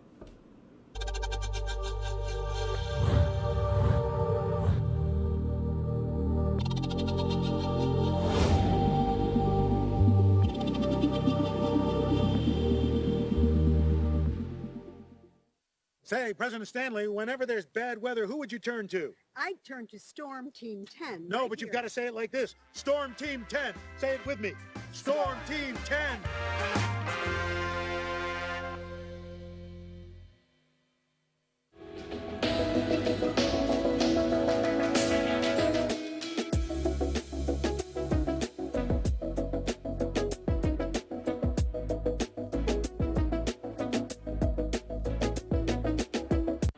If you like action, romance, Polly, sister, if you're watching this, and highbrow humor, surface is this? Floor. Minch did not legitimately put his head in the toilet. There's only one place to turn.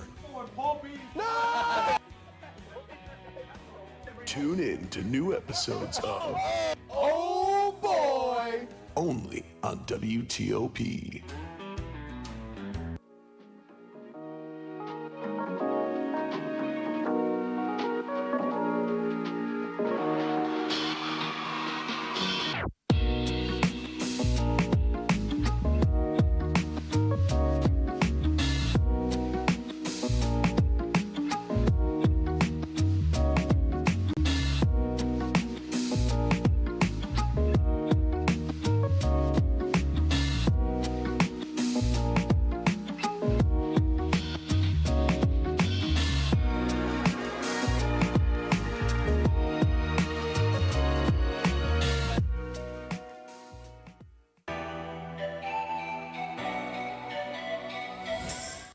Welcome back into season 23, episode number 3 of Laker Connections, your only place for all things Laker sports. I'm Kane Gerard, co-hosted by the large-hearted Lucas McGarry.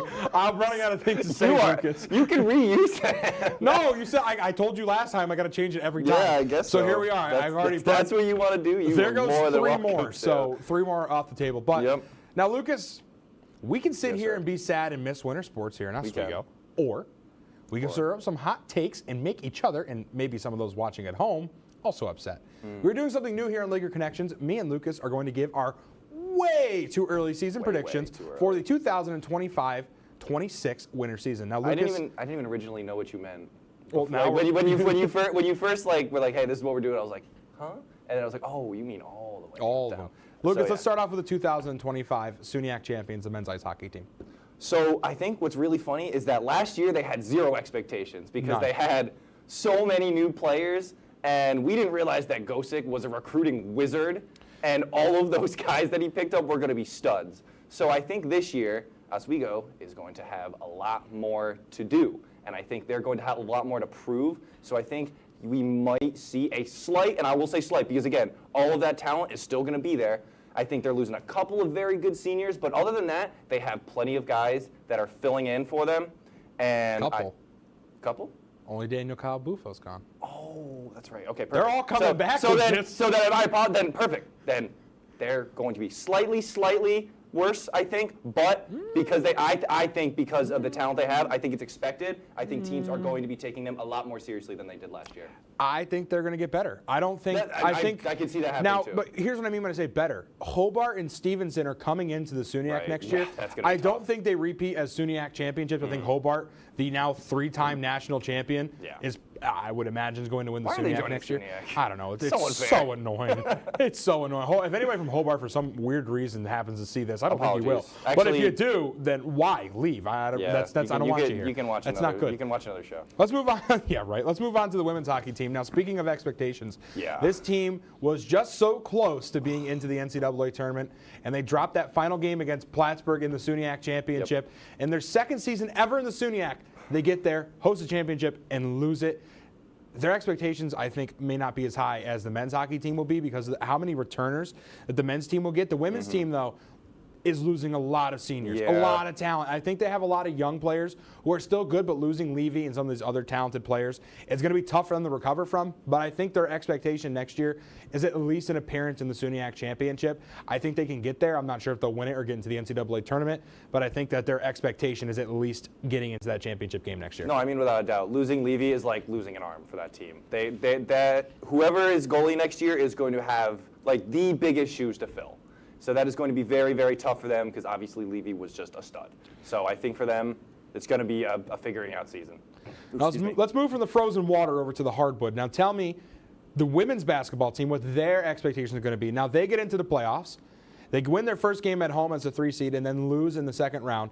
So their expectations next year to me are a little flip-flopped. I mean, they are losing some players, but for the most part, I think this team still stays pretty well-rounded next year. I'm going to say a playoff appearance, I think, is at bare minimum what the expectation is going to be. At this point, yes. But I think they can maybe make a run and get a little bit deeper in the playoffs than they did this previous season. No, 100%. They have been steadily improving every single year since at least that I've been here. When I got here, they were not the best team. They were pretty low in the SUNYAC standings, and then they finished third last year. That is very, very impressive to just see the steady growth. I still think the coaching needs to get a little better. That's just my personal opinion. But I think that they have plenty of talent. It's just whether or not that they use it correctly. Now let's switch over from the women's team to the men's team. Now this men's team was in the NCAA playoffs for the last 2 years, and this year didn't even get a crack at it. Didn't even get to the SUNYAC championship. A huge fall from grace for this team. Now, again, we talked about all the seniors last year that they were going to lose. I'm sure you guys enjoyed listening to Joyce and Mudd talk all about them last year on Laker Connections. And well, this year, we did not get grace with the same amount of success from the squad. So I think the expectation for this team is to make the playoffs at this point. I'm not quite sure where I stand with this team. Quickly, any thoughts? I mean, honestly, I would just say exactly the same thing as you. It's just very, very disappointing to see where they are. And I think they needed Jeremiah Sparks a little bit more than they thought they would when he left, because he was a star and he really did do well for that team. And I think when they left, they didn't expect him to leave that big of a hole. No, definitely not. It was a good season for this team, but I think Jason Leon's got a little bit of recruiting to do in this offseason. He needs to work his recruiting magic and see what he can do. Trust the process with this Lakers squad. We're going to go to another quick break. When we come back, we will have our Lakers showdown. Sounds good. We'll see you on the flip side of the break. Yeah, we'll just take a break. We'll come back in a minute. Yeah, we'll back. Bye. Go! Would you like to try snacks from faraway lands? Or snacks with bizarre flavors?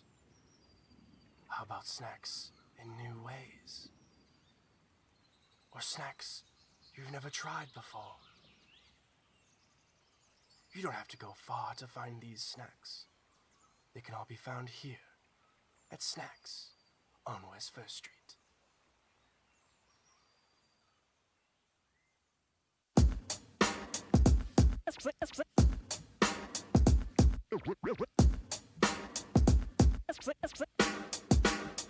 Yeah, we're walking around campus, and what do we see? All these clubs are looking. They're looking for me. There's hockey. There's improv. So much to see. So let's go try them out and see how they be. Come on and please watch. Our embarrassment's free. Tune in to Amateurs on WTOP. Happy Friday, Lakers, and another beautiful day here in Oswego, New York. I'm DJ Don Perone, and I'm happy that you're starting your weekend off right listening to WNYO 88.9 FM, the Laker Radio Network. I said, darling, can you see? There's no room for us. There's no room. Now our lives are changing. Promises keep slipping. And I always knew it wasn't you. It wasn't you. Now our lives are changing. Promises keep slipping. And I always knew it wasn't you. It wasn't you. Welcome back into season 23, episode number 3 of Laker Connections, your home for everything Laker sports. And Lucas, it is I guess it's time. It's not really. I don't know if I'm excited about this. Mr. Michael Neckers is back. Our Laker Showdown moderator. He keeps coming back. We don't really have anyone else to do. Lucas, for those who don't know, please tell them what a Laker Showdown is a showdown between two Lakers, me and Kenny. Michael, our moderator, will ask us a series of 3 questions, and it will be best 2 out of 3 style. Wow. Michael decides the winner of each question. Wow. And that will be it. Michael? Yes, that's exactly what I'm going to do here, guys. We've still got a lot of time left before the NFL season starts, but last week I asked about the Steelers, so this week I'm going to ask about the Giants. I need both of you to give me your record prediction for the 2025-26 Giants, and whoever is closer to my prediction will earn the point. Kenny, as the Giants fan, you're up first. So, I mean, adding Mr. Unlimited. What's your prediction? And adding Mr. Unlimited. We're both at 0. Adding Jameis Winston. No one has scored a point yet. Yeah, we're at 0. Anyway, so with those additions, I don't think it makes Oswego. Sorry, I'm so on Oswego. I don't think it makes the Giants like a playoff contender or even a good team at that. I think they're just going to be fun garbage as opposed to just garbage as they were with Daniel Jones. I think it's just going to be like putting a tutu on a trash can. Like it's going to be. Oh, wow, that's pretty trash. It's lipstick on a pig. I think it's going to be... Lipstick on a pig. I actually really like that. 5-12 for the Giants. Lucas? I'm going to go 3-14, just flat out. I don't see... I love Mr. Unlimited. You know, he was my quarterback last year, but the Giants just don't have enough talent right now. I think 5-12. I don't see them winning more than 3 games. And I also see them losing a couple of games that they 100% should win. Oh, they absolutely would. That's why I only see them winning 3. Those 3 games will be against teams that they shouldn't have. Time's up. Well, guys, as you know, I'm a pretty big Giants hater. Not as much as I hate Philly. Not a fan of Philly. We can agree on only that. Kenny, you're going to take this one. My prediction... I'm being a little generous here. 7-10 is my prediction. Wow, for the Giants. really? I think they're going to get more wins than people think this year. Never make a football take. All right, hey, enough out of you, or I'll make you lose again. Question 2. Other than Laker connections, what is the best OP on WTOP-10? Lucas, you're up first. The best OP on WTOP-10 right now is obviously Shut the Chuck Up. No, it's not. It's not. Charlie, the producer, You're gonna get some haters for saying no to this. Just scream. I heard him scream, but yeah, Shut the Chuck Up. It's just such a fun, loving show, and it has one of my favorite people out there, Chuck.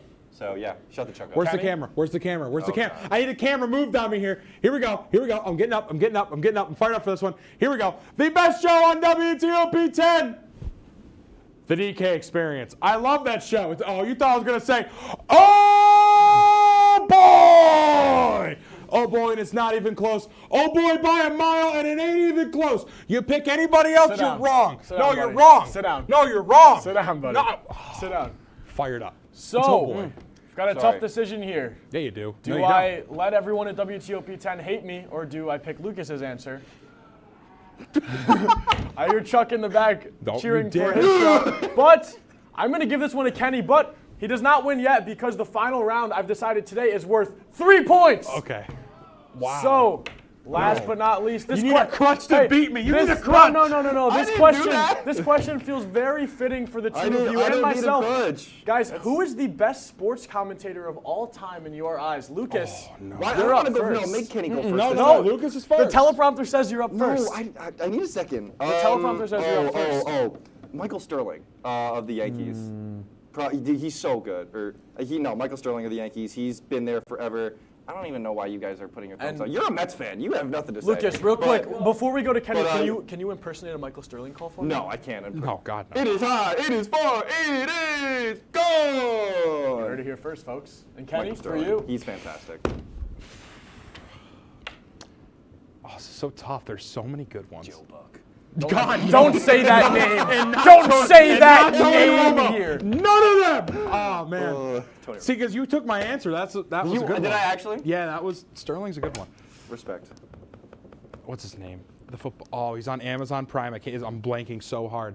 Yeah, Amazon Prime. I love that guy. Don't help him. Don't help him. Don't help me. Don't help him. He's gonna get it. It's not. Got a Tom minute Brady. 20-year program to get it. Don't say it, Aaron. Aaron, help. Someone help. Oh, Al Michaels, thank you. Yeah, I thought of that myself. Yeah, Al Michaels. I love Al Michaels. I think he's very good. Give me my 3 points now. Yeah. If I'm taking a crutch, I'll take the crutch. You're going to take your crutch and get a crutch win. He didn't even give an answer. I'll take the loss. That's fine. I don't need a crutch. Well, gentlemen. Give him the loss. It's 1 point. I think I still win. I am a big fan of Al Michaels. Very good NFL commentator. But I'm going to have to go with Lucas on this one. So this week, Lucas. I did not win. No, shake Kenny's hand. I did not win. You won. I did not win. You won. He beat me 2-1. Look at the scoreboard. Look at the scoreboard. I did not win. Look at the scoreboard. Chris, I did not win. Look at the You scoreboard. take it back. Can we put Lucas wins in the lower third? This is a Mickey Mouse win. No, I'm not. Lucas wins in the lower third. No, I did not win.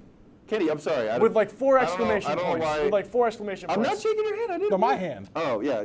Kenny won. Kenny won. I will accept that loss. Lucas wins! Woo! All right. That's enough of all that action. Yeah. He took my answer. That was a good answer. That would have, yeah. Ball game over. Yankees win. The Yankees win. Thank you, everybody. It's all the time we have for tonight. We will see you guys in 1 week for episode number 4. Have a good night. Good night.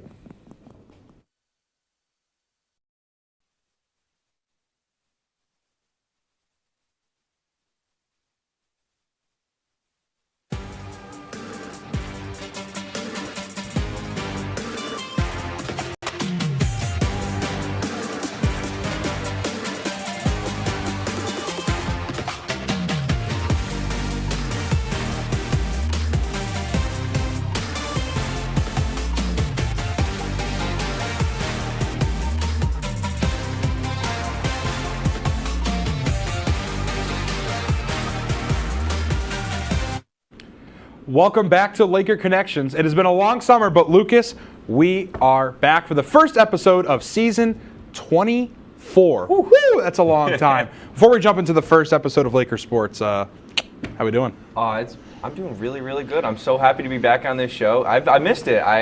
We've been doing Laker Sports for about a month now. I've called a couple games, and we haven't talked about it at all. So I missed you. I wanted to talk some sports with you. And Laker sports are very, very up and at it right now. Yes, they are. Well, it is once again a new semester and a new school year here at SUNY Oswego. And with that comes a new year full of Laker sports. As we get now into the month of October, the fall sports are getting deeper into conference play. And before we know it, it'll be time for the postseason.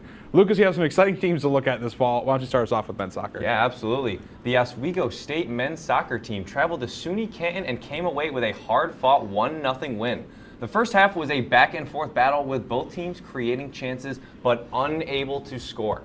To open the second half, Canton would manage to put a shot on net early, but goalie Kyle Rose would make the key save to keep the Lakers in control.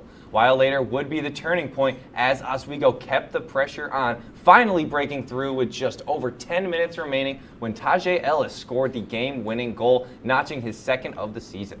The Lakers would hold on for the W, picking up their first conference win and bringing their record to 2-4-3. Yeah, I mean, overall, it's a good performance. I mean, they look good so far early on. A lot of our fall sports have. So, I mean, it'll be interesting to see what goes on now. I mean, we're getting deeper into the SUNYAC conference play. And, you know, obviously every game's important. I know it is early, but the standings are now starting to shape up. So, I mean, every game we look at now, Lucas, is pretty important. Yeah, no, absolutely. I will say one thing I want to talk about with this team is sometimes a lack of scoring that they do possess, but they managed to get the win here. And like I already said, first conference win for them, so a big step. And I don't think their 2-4-3 record really does them justice. However, I do think they still have a lot of improvements to make. Well, it's the old adage that stats don't lie, but maybe they do just a little bit sometimes. Oswego women's soccer dominated at home in their second SUNYAC matchup of the season. After a tie against Oneonta in their opener, the Lakers came out strong against SUNY Canton. Oswego set the tone early, scoring 4 unanswered goals in the first half. The momentum continued after the break, with 2 more goals just minutes into the second half. Senior Jillian Bronston sealed the game with a 6 and final score. Despite a hard-fought effort from the Kangaroos, Canton could not match Oswego's play. The Lakers walked away with a commanding 6-0 victory, improving to 4-3-2 overall, and 1-0-1 in SUNYAC play. Canton falls 0-10-0 overall and 0-2-0 in SUNYAC play. Lucas, it was a dominant showing from the Lakers in this one, but what can we take away from this victory for Oswego? I will say I had the pleasure of calling this game with Logan Weingardner and myself. It was a very, very good matchup for Oswego to really take over this season. They move now to 4-3-2. They now have a plus 500 win percentage. They are doing a very, very good job. They're averaging 2 goals a game now while limiting their opponents to just 1.11 goals per game. And I really think that they are having one of their stronger seasons in a good while. I have not seen the Oswego women's soccer team play at this caliber in a very long time. I think they have a bunch of really good freshmen that came in. Me and Logan, we saw a bunch of those players get in late into the game. Once it was 5-0, 6-0, and they played really well. So I think for Oswego, that is really, really good for their future. Absolutely. I mean, you got to keep winning, right? You got to keep winning the SUNYAC and stay lossless. If you don't have any losses, you can't be doing bad. Ain't that right? Absolutely, yeah. We'll stay on the turf and talk about some field hockey. The Oswego State field hockey team picked up a hard-earned and much-needed 2-1 road win over Keuka on Tuesday. Keuka scored first in the second quarter, but it wouldn't take Oswego long to bounce back as freshman Gabby Curtis would quickly answer to tie it 1-1 going into halftime.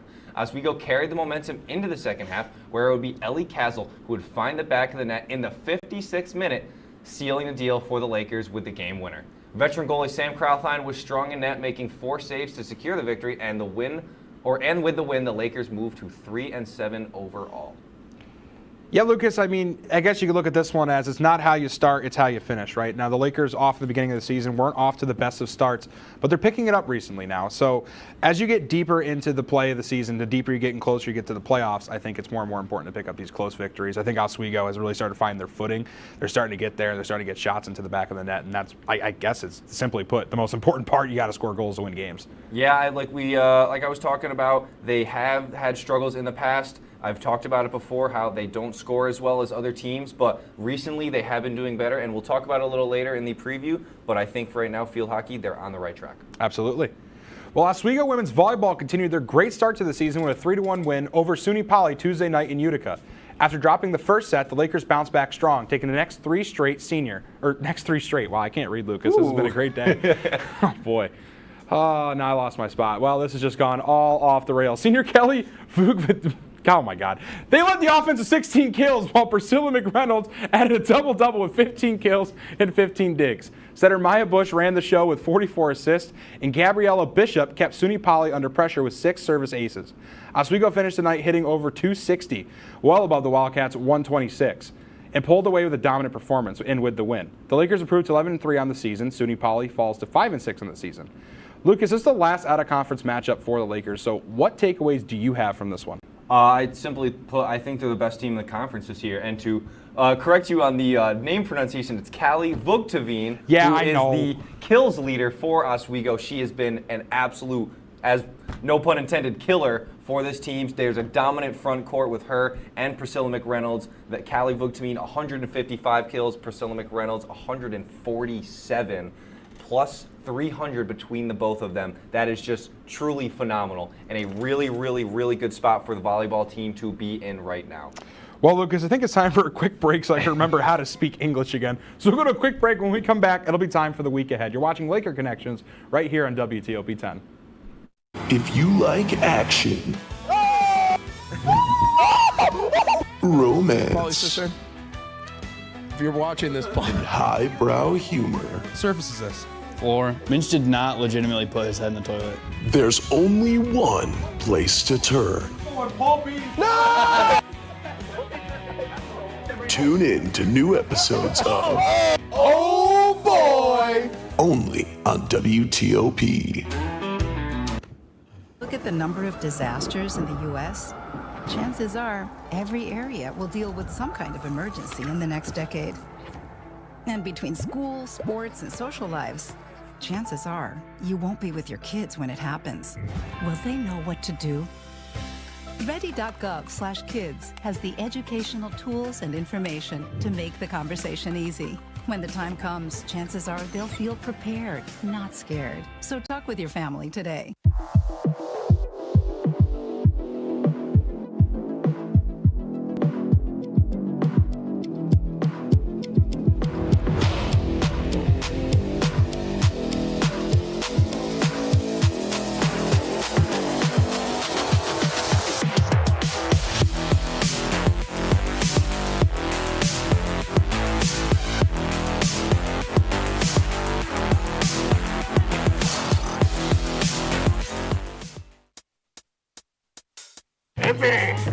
I had to eat a raw egg on Chris's dormitory floor. I currently don't have any federal pending charges. You know what you never did? You never walked to Walmart, Chris. That's my co-host. This is for making me eat roast Pop-Tarts. It's showtime, Chris. Come on. I want to be on the air for that. I got a couple things to say. No. Spin the wheel. Oh, you got censorship. Welcome back. Welcome back. Welcome back to. Welcome back into the season 24 premiere of Laker Connections, your only place for all things Laker sports. I'm Kenny Gerard, co-hosted by my good friend, Lucas McGarry. Now, Lucas, as we mentioned before, fall sports are in full swing, and we are getting into the later parts of conference play. We have plenty to talk about coming ahead, so Lucas, why don't you start us off with men's soccer again? Absolutely. The Oswego State Lakers men's soccer team host the SUNY Morrisville Mustangs in a key SUNYAC matchup this Saturday afternoon. The Lakers enter at 2-4-3 overall and 1-1 in conference play, while Morrisville sits at 3-4-2 and 0-1-1 in the SUNYAC. Oswego has been strong defensively, allowing just 1.22 goals per game, the same mark as the Mustangs, but their offense has struggled, averaging a SUNYAC low 0.56 goals per game. Yes, even lower than the Canton team that they just beat. Compared to Morrisville's 1.67 goals per game, that lack of scoring punch has already led to 2 0-0 draws this season. The Lakers are still searching for their first big home win of the year, and this matchup presents a great opportunity to get it if they can find a way to break through offensively. Yeah, I mean, I guess the stats somewhat speak for themselves with Oswego and what they got to improve. I mean, the offense has got to get better. 0.5 goals per game is just not going to get it done. So you have to get downfield. You have to get some offensive pressure in there. If you don't, it's just simply not going to work out, Lucas. I think getting down, getting more shots off, and creating more scoring opportunities could be key for Lakers to turn this thing around. I think they have a good opportunity to do this against this Morrisville team, though. Yeah, I mean, 0.56 goals per game is just not what you want to see. Not the right graphic, by the way. Just wanted to let you guys know. But yeah, it's for me, it's a simple scoring problem. And at the end of the day, defense does not win championships if you cannot score at all. And for us, we got men's soccer team. They have no offensive identity right now. Simply, it's just very disappointing to see, and they need to find something on offense. Well, Lucas, the Lakers will travel out to Morrisville, New York on Saturday to battle with the Mustangs. The game will start at 1 p.m. at Drake Field, and the Lakers look to improve to 5 wins in the season, while also looking to pick up their second conference victory of the season. The Mustangs are looking for win number 3 on the season, and for their first conference win on the season. Lucas, again, we mentioned it time and time, it's still early in the SUNYAC season, and the standings are beginning to shape up, and this one will be important for both squads. Now, what does each team have to do in order to pick up a victory in this one? Well, I think for the Oswego women's team, it is playing to their strengths, and for them it is defense. They have always been really, really solid, and when I watched them play against that Canton team, they did not have any type of offense. Canton, I will say. Canton quite literally did not have any type of offense in their zone whatsoever. By the way, the Yankees just came back and beat the Red Sox. That is a huge W. Red Sox, L. But anyways, Sweet Caroline. We'll go right back to the Oswego women's team. They are a defensive-minded team, and they simply dominated Canton on that side of the ball. Canton had no offense. 0 shots on goal. So a really, really dominant showing from what is going on? That is volleyball on the screen right now. But yeah, a really, really good job. And I think for the women's soccer team, it is a really good opportunity to take on this Morrisville Mustangs team. Absolutely. Yep, and now we'll go to field hockey once again. The Oswego State field hockey team hits the road Friday to take on Immaculata University, which I'd actually That's never a cool heard name before. for a university. Very Immaculate? Cool. That's awesome. The Lakers come in at 3-7 overall and are looking to spark their offense, averaging just 0.6 goals per game. Immaculata sits at 4-7 with a stronger scoring pace at 1.55 goals per game. But they've also allowed nearly 3 goals per contest, giving Oswego a chance to break through. It's the first of back-to-back games for the Lakers, who will face a tough turnaround Saturday with a SUNYAC matchup against Salisbury College, the newest member of the SUNYAC. And just a little blurb on this new Salisbury team. They are currently ranked number 2 in the nation. They have a 4-time national champion head coach who has been there since 1987. Wow. They currently sit at 8-1, 1-0 in league play. So one question is, how did Salisbury end up in the SUNYAC conference, just for one? But, however, for the Lakers, this could be a fantastic opportunity to them for make a statement or a test of resilience as they battle 2 tough opponents far from Oswego. Well, yeah, I mean, there's been a few new schools that have gone into the conference. We'll get there a little bit later. But, yeah, looking at some of the stats here, I mean, so Oswego obviously behind in the goals per game. I mean, you're only averaging 0.6, and you're letting up almost 3. That's not a recipe for success. But when you're going against another team who has just about as many goals allowed per game, you got a good chance to make some noise here. And it goes for Salisbury as well. I mean, it's going to be a tough matchup for Oswego, but if they can beat the Salisbury team, it's going to put them on the map. And I will say, out of their 10 games that this Lakers team has faced, in their first 7 games, they scored 1 goal total. In their last 3, they have scored 3 goals, which is a very, very, very big difference. And I think that is steadily improving higher and higher, and I think they are really on the good streak. Huge improvement. Well, Laker volleyball has been phenomenal this season, currently sitting at 11-3 going into conference play. The question is, can they keep up into these SUNYAC matchups? They will get their first SUNYAC test tomorrow at home as the New Paltz Hawks soar into the Max Field Gymnasium. The Hawks will be a tough test, sitting at 8-7 overall in the season. And this will be their first conference matchup for both squads. Lucas, this Lakers squad has had a great start to the season, but what do they have to do now to keep it rolling getting into conference play? I think you just keep feeding your killers. You keep feeding Priscilla McReynolds, and you keep feeding Callie Vugtavine. And like I was very nicely informed by Michael Neckers in our break, we have to mention Maya Bush too, who has a staggering 462 assists on the season. She hit 1,000 career assists in her sophomore year, so you can tell how really good she is. But I think this is going to be a really, really good matchup for this Oswego team. And if I may say so myself, this might be a 3-0 sweep, because this team has been just simply put dominant over the SUNYAC division. They are really, really good, and I think that they have a really good shot. Absolutely. We're going to go another quick break. When we come back, it'll be time for the winter ahead. Stick around. You're watching Laker Connections right here on WTOP-10.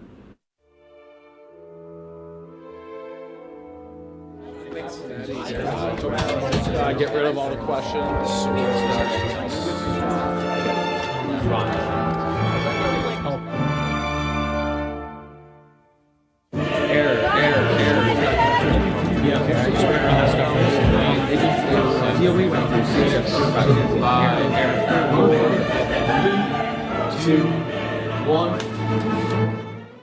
If only we had someone who could tell us what we should and shouldn't watch. Well, do we have a show for you? Who are you? What are you doing in my bed? On Be Kind and Rewind, we will go through and review all your favorite movie franchises and tell you which ones you should and shouldn't watch from the perspective of normal movie fans. Well, be sure to check out Be Kind and Rewind on WTOP-10.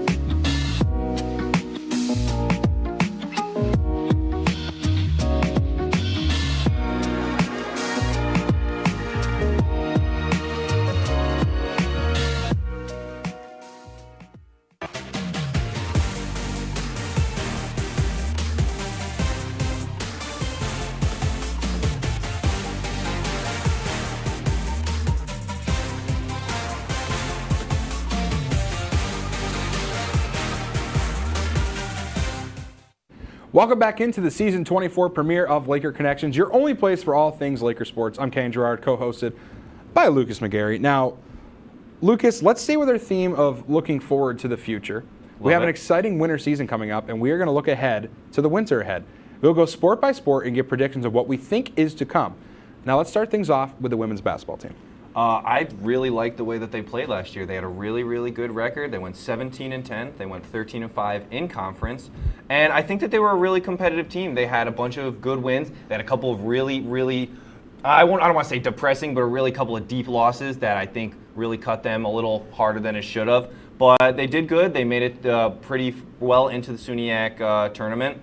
They unfortunately did not get the job done, but I think that their squad was really good, and they didn't lose too many players in the process from one season to the next. So I think they still have a good amount of players coming back that can help them, and I think maybe even improve their record. Yeah, I would say it was a lot of, I don't want to say young and raw talent, but it was a lot of talent that needed time to progress. And I think this year, if they can make that progress in the offseason, I think it can translate into the season. So I'm looking at big things for this team. Obviously, we're looking at another playoff berth for this team, but we'll see. I think they make some noise and shake some things up in the postseason. Absolutely, but yeah. Let's stay on the basketball court. Let's go over to men's basketball now. Men's basketball, yeah. They also had obviously, it wasn't as good as they have been in the past. They've had some national tournament berths. They've had a couple of SUNYAC championships recently. So obviously not as good. Pretty much identical record to the women's team. They went 17-9, also 13-5 in conference. They actually averaged 75 points a game, which was really, really impressive. But it almost just seemed like their defense was very much lacking because they let their opponents score 68.5 points per game. And obviously, those losses are where they didn't score as much. So I feel like for this men's basketball team, definitely a defensive identity was more what they need because their offense was completely fine. They had Deacon Judd, who was a SUNYAC Player of the Year as a freshman. Very, very, really high-skilled player. And I think if he really develops, he can play at a much higher level than some of these other SUNYAC players. Yeah, absolutely. I mean, they lost a lot of talent going out of last year, so I mean, it was tough to replicate, national tournament. The bar was here, and I don't think the bar is much lower. I think they have a chance to run it again. The SUNYAC, they have a lot of good players, and you can never count out Coach Leone. But 100%. Let's move over to the ice now. Let's talk about women's hockey. Now, they had the SUNYAC championship appearance. They fell to Plattsburgh, but what are we looking for in this season from them? It's just redemption. I mean, you look at their record, 22-3-2, and they went 15-1-2 in conference. It was one of the best seasons we've ever seen by them, just flat out.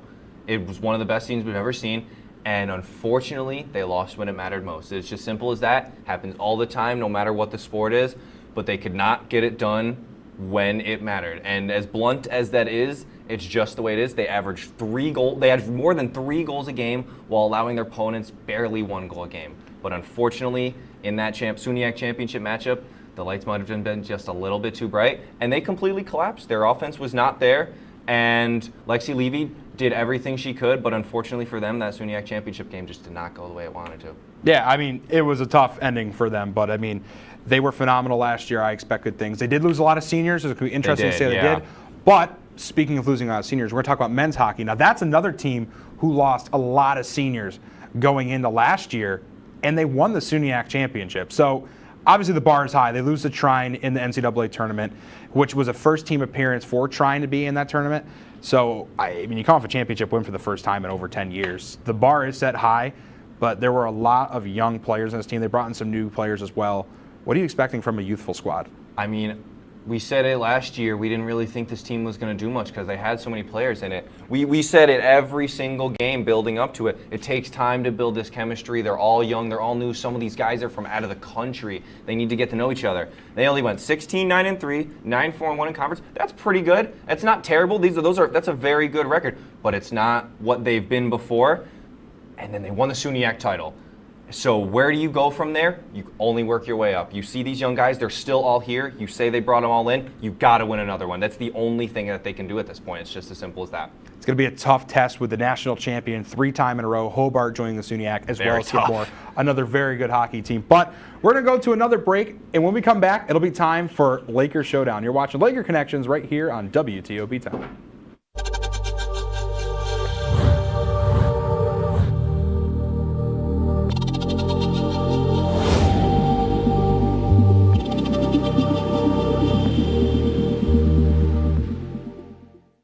Say, President Stanley, whenever there's bad weather, who would you turn to? I'd turn to Storm Team 10. No, but you've got to say it like this. Storm Team 10. Say it with me.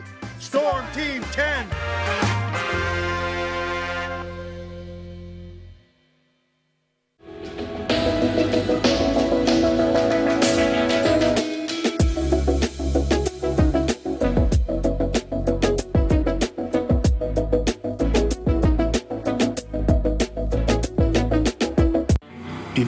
like action, romance, if you're watching this, and highbrow humor. Surface is this? Floor. Minch did not legitimately put his head in the toilet. There's only one place to turn. No! Tune in to new episodes of Oh boy! only on WTOP.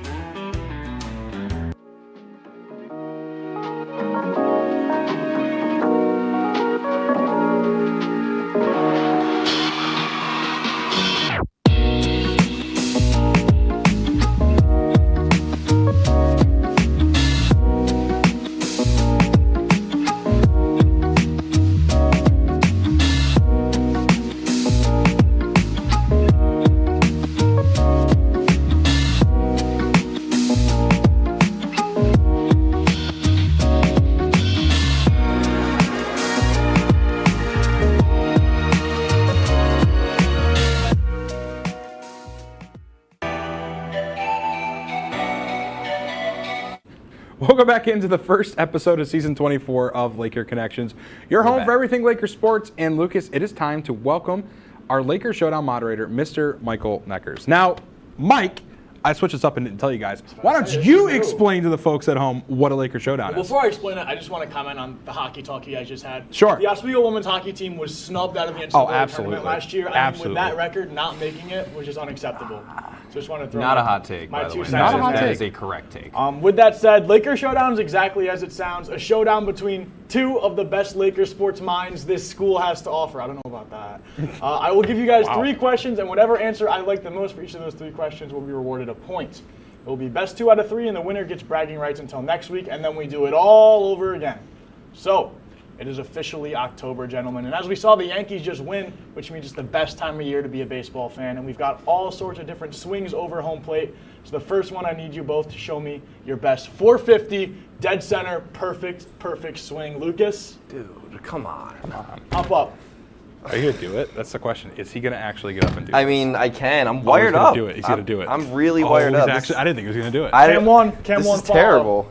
I can't. I actually can't do it. I'm way Take too. the mic off. I'll hold the mic. Hold on. Let me. That's going to sound lovely. You know what? Oh God. I'm gonna drag my FB over a little bit. Take it, and I go like this. I'm just kidding. Go like this. I had a really basic. I hope he stance. smokes his laptop. It was just this, and then boom, and then I follow through. Beautiful. Okay. All right, running out of time. Kenny's turn. All right, my turn. Oh, I lost my FB. It fell out. Okay. Well, You're good. It's over. Oh well, cam 3, cam. I guess I'll do it over here. I'll move. Am I wireless mic'd? I am, so I can just walk around. Wow. Okay, I'll move over here Where then. did this guy go? All right. So, honestly, I don't even think I need good form because he didn't actually swing the bat. So I'm just gonna actually swing the bat and I'm gonna win. See? Oh man. That's gone. See ya. That was Goodbye. That was a golf swing. He threw the baseball bat. I'll give him that. I'm a better golfer than I am a baseball player. We know this, and I'm not good at golf. So. Wow. Just give him the point. That was something. Just give him the point. I'm going to give Kenny the point for the bat flip just give him the alone. point. I mean, just really well done. So, Thank Kenny, you. I didn't know I could bat you get the flip first into point. the technology we have into the studio. Well, if it breaks, it's either me or the guy Next in the back. question, gentlemen. Yes. Really easy, really simple. Okay. Still on the theme of baseball. Okay. World Series is coming up. Oh, no. Who's winning it? And Kenny, you're up first this time. Go ahead, Kenny. Don't You get know my what? hopes You know up. what hurts Don't get because my hopes up. I know you're going to give Lucas this point, and I just, I'll say it so Lucas gets the point. It's going to be the Dodgers again. Yep, I said it. Dodgers got it. Go ahead, Lucas. Take it. The Phillies are going to beat the Dodgers. It's as simple as that. The Phillies is it. It is their year. I really think the Phillies are going to beat the Dodgers. I know it's a hot take. Well, then who's coming out of the AL? Oh, out of the AL, it'll be. I think it'll be Yankees Phillies World Series.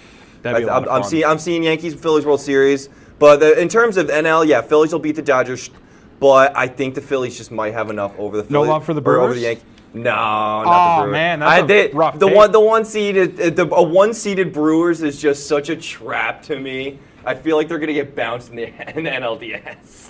Man, I'm just gonna stick with what's been Well, working. I hate the city of Philadelphia with every ounce of my being because I'm a Dallas Cowboys fan. But I hate the Dodgers even more. Lucas, you take the point. Nice. Sometimes you got to do what you got to do for the And show. now, gentlemen, we're going to move away from sports for this last question. It's been a... Can we both admit it's going to be the Yankees, though? Yeah. Wholeheartedly, it's going to be, okay, it's going to be the I'm a Yankees. Yankees fan, Just but want to it's make sure. not. Go Yanks. We're going to move away and move to the beautiful weather we've had. Maybe a little too warm for the fall, but picture the scene. Leaves are Have you been in the falling. same Oswego as us? The pumpkin spice is brewing. So I got to ask, Lucas, you're up first. What is your perfect fall date? Sports show. Yeah, and I'll keep it on the theme of sports. In my room, watching football all day on a Sunday fall afternoon. That's my fall date, by myself. Wow, that's really That's sad. depressing. That's really That's sad, horrible. man. I'm sorry that happened to you. No. That's the perfect thing for me to do during the fall, is watch football on a Sunday. I guess. don't know why you guys are making fun of me for that. That is literally the best thing to do. So I guess mine's a little different, but it's really not that far off. So I guess I would, take my girlfriend out somewhere, but this place will have football on at it. So, I mean, we can think of a lot of places. Me and her personally, big Cheap Seats fans. Okay. Love Cheap Seats. So I'm going to say we go to Cheap Seats, and then maybe, while Bev's is still open, we'll get some pumpkin ice cream. How about that? That sounds like a beautiful date. And Kenny. maybe even, Mike, if you're lucky, I'll take you. Oh, thank you. You're welcome. You would take Mike. So, I can take you if you want. No. Neither of those answers were the ones I was looking for. What were you looking for? What were you Pumpkin looking patch for? date? Pumpkin patch, apple picking. Okay, yeah, fine, Mike. I'm All gonna of go. those stuff. I'm gonna buy a pumpkin and then I'm gonna carve it and I'm gonna have such a light all the time. It's gonna be so cute and I'm gonna post it on my Instagram story. I Oh my want god! apple cider donuts. Hashtag pumpkin date. Well, winner's gonna go to Kenny because he offered to bring me with him. Oh, I love ice cream, so gonna go with Kenny on that one. Your You know winner he's not for buying for you, today. right? No, he is. No, he's not. Morgan's gonna buy for me. Yeah, my girlfriend will pay for Yeah, us. fair. Oh, man. All right, that's all the time we got. Thank you for joining us for the first episode of Season 24 of Laker Connections. We will see you next week for Season 24, Episode 2 of Laker Connections. Have a good night.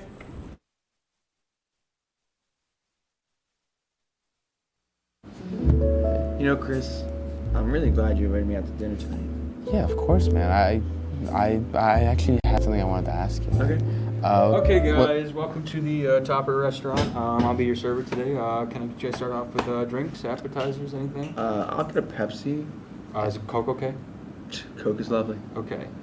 All right, then can I get a Coke? Is Pepsi okay?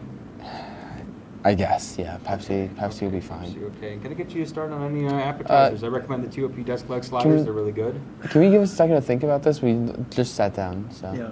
I mean, that'd be great. Okay, but Thank you. They're really good. Yeah, we'll take a look at it. We'll take a look. Okay. So, the reason why I asked you to come to dinner with me is because there was this. I really had an important question to ask you. You know, we've been friends for a long time now. I'd say we're in a really good place in our friendship. Of course. And I was really wondering Okay, so if we were out of Pepsi and Coke, so I found this. I hope that appeases you guys. That's not a liquid. That's literally that is a solid. fully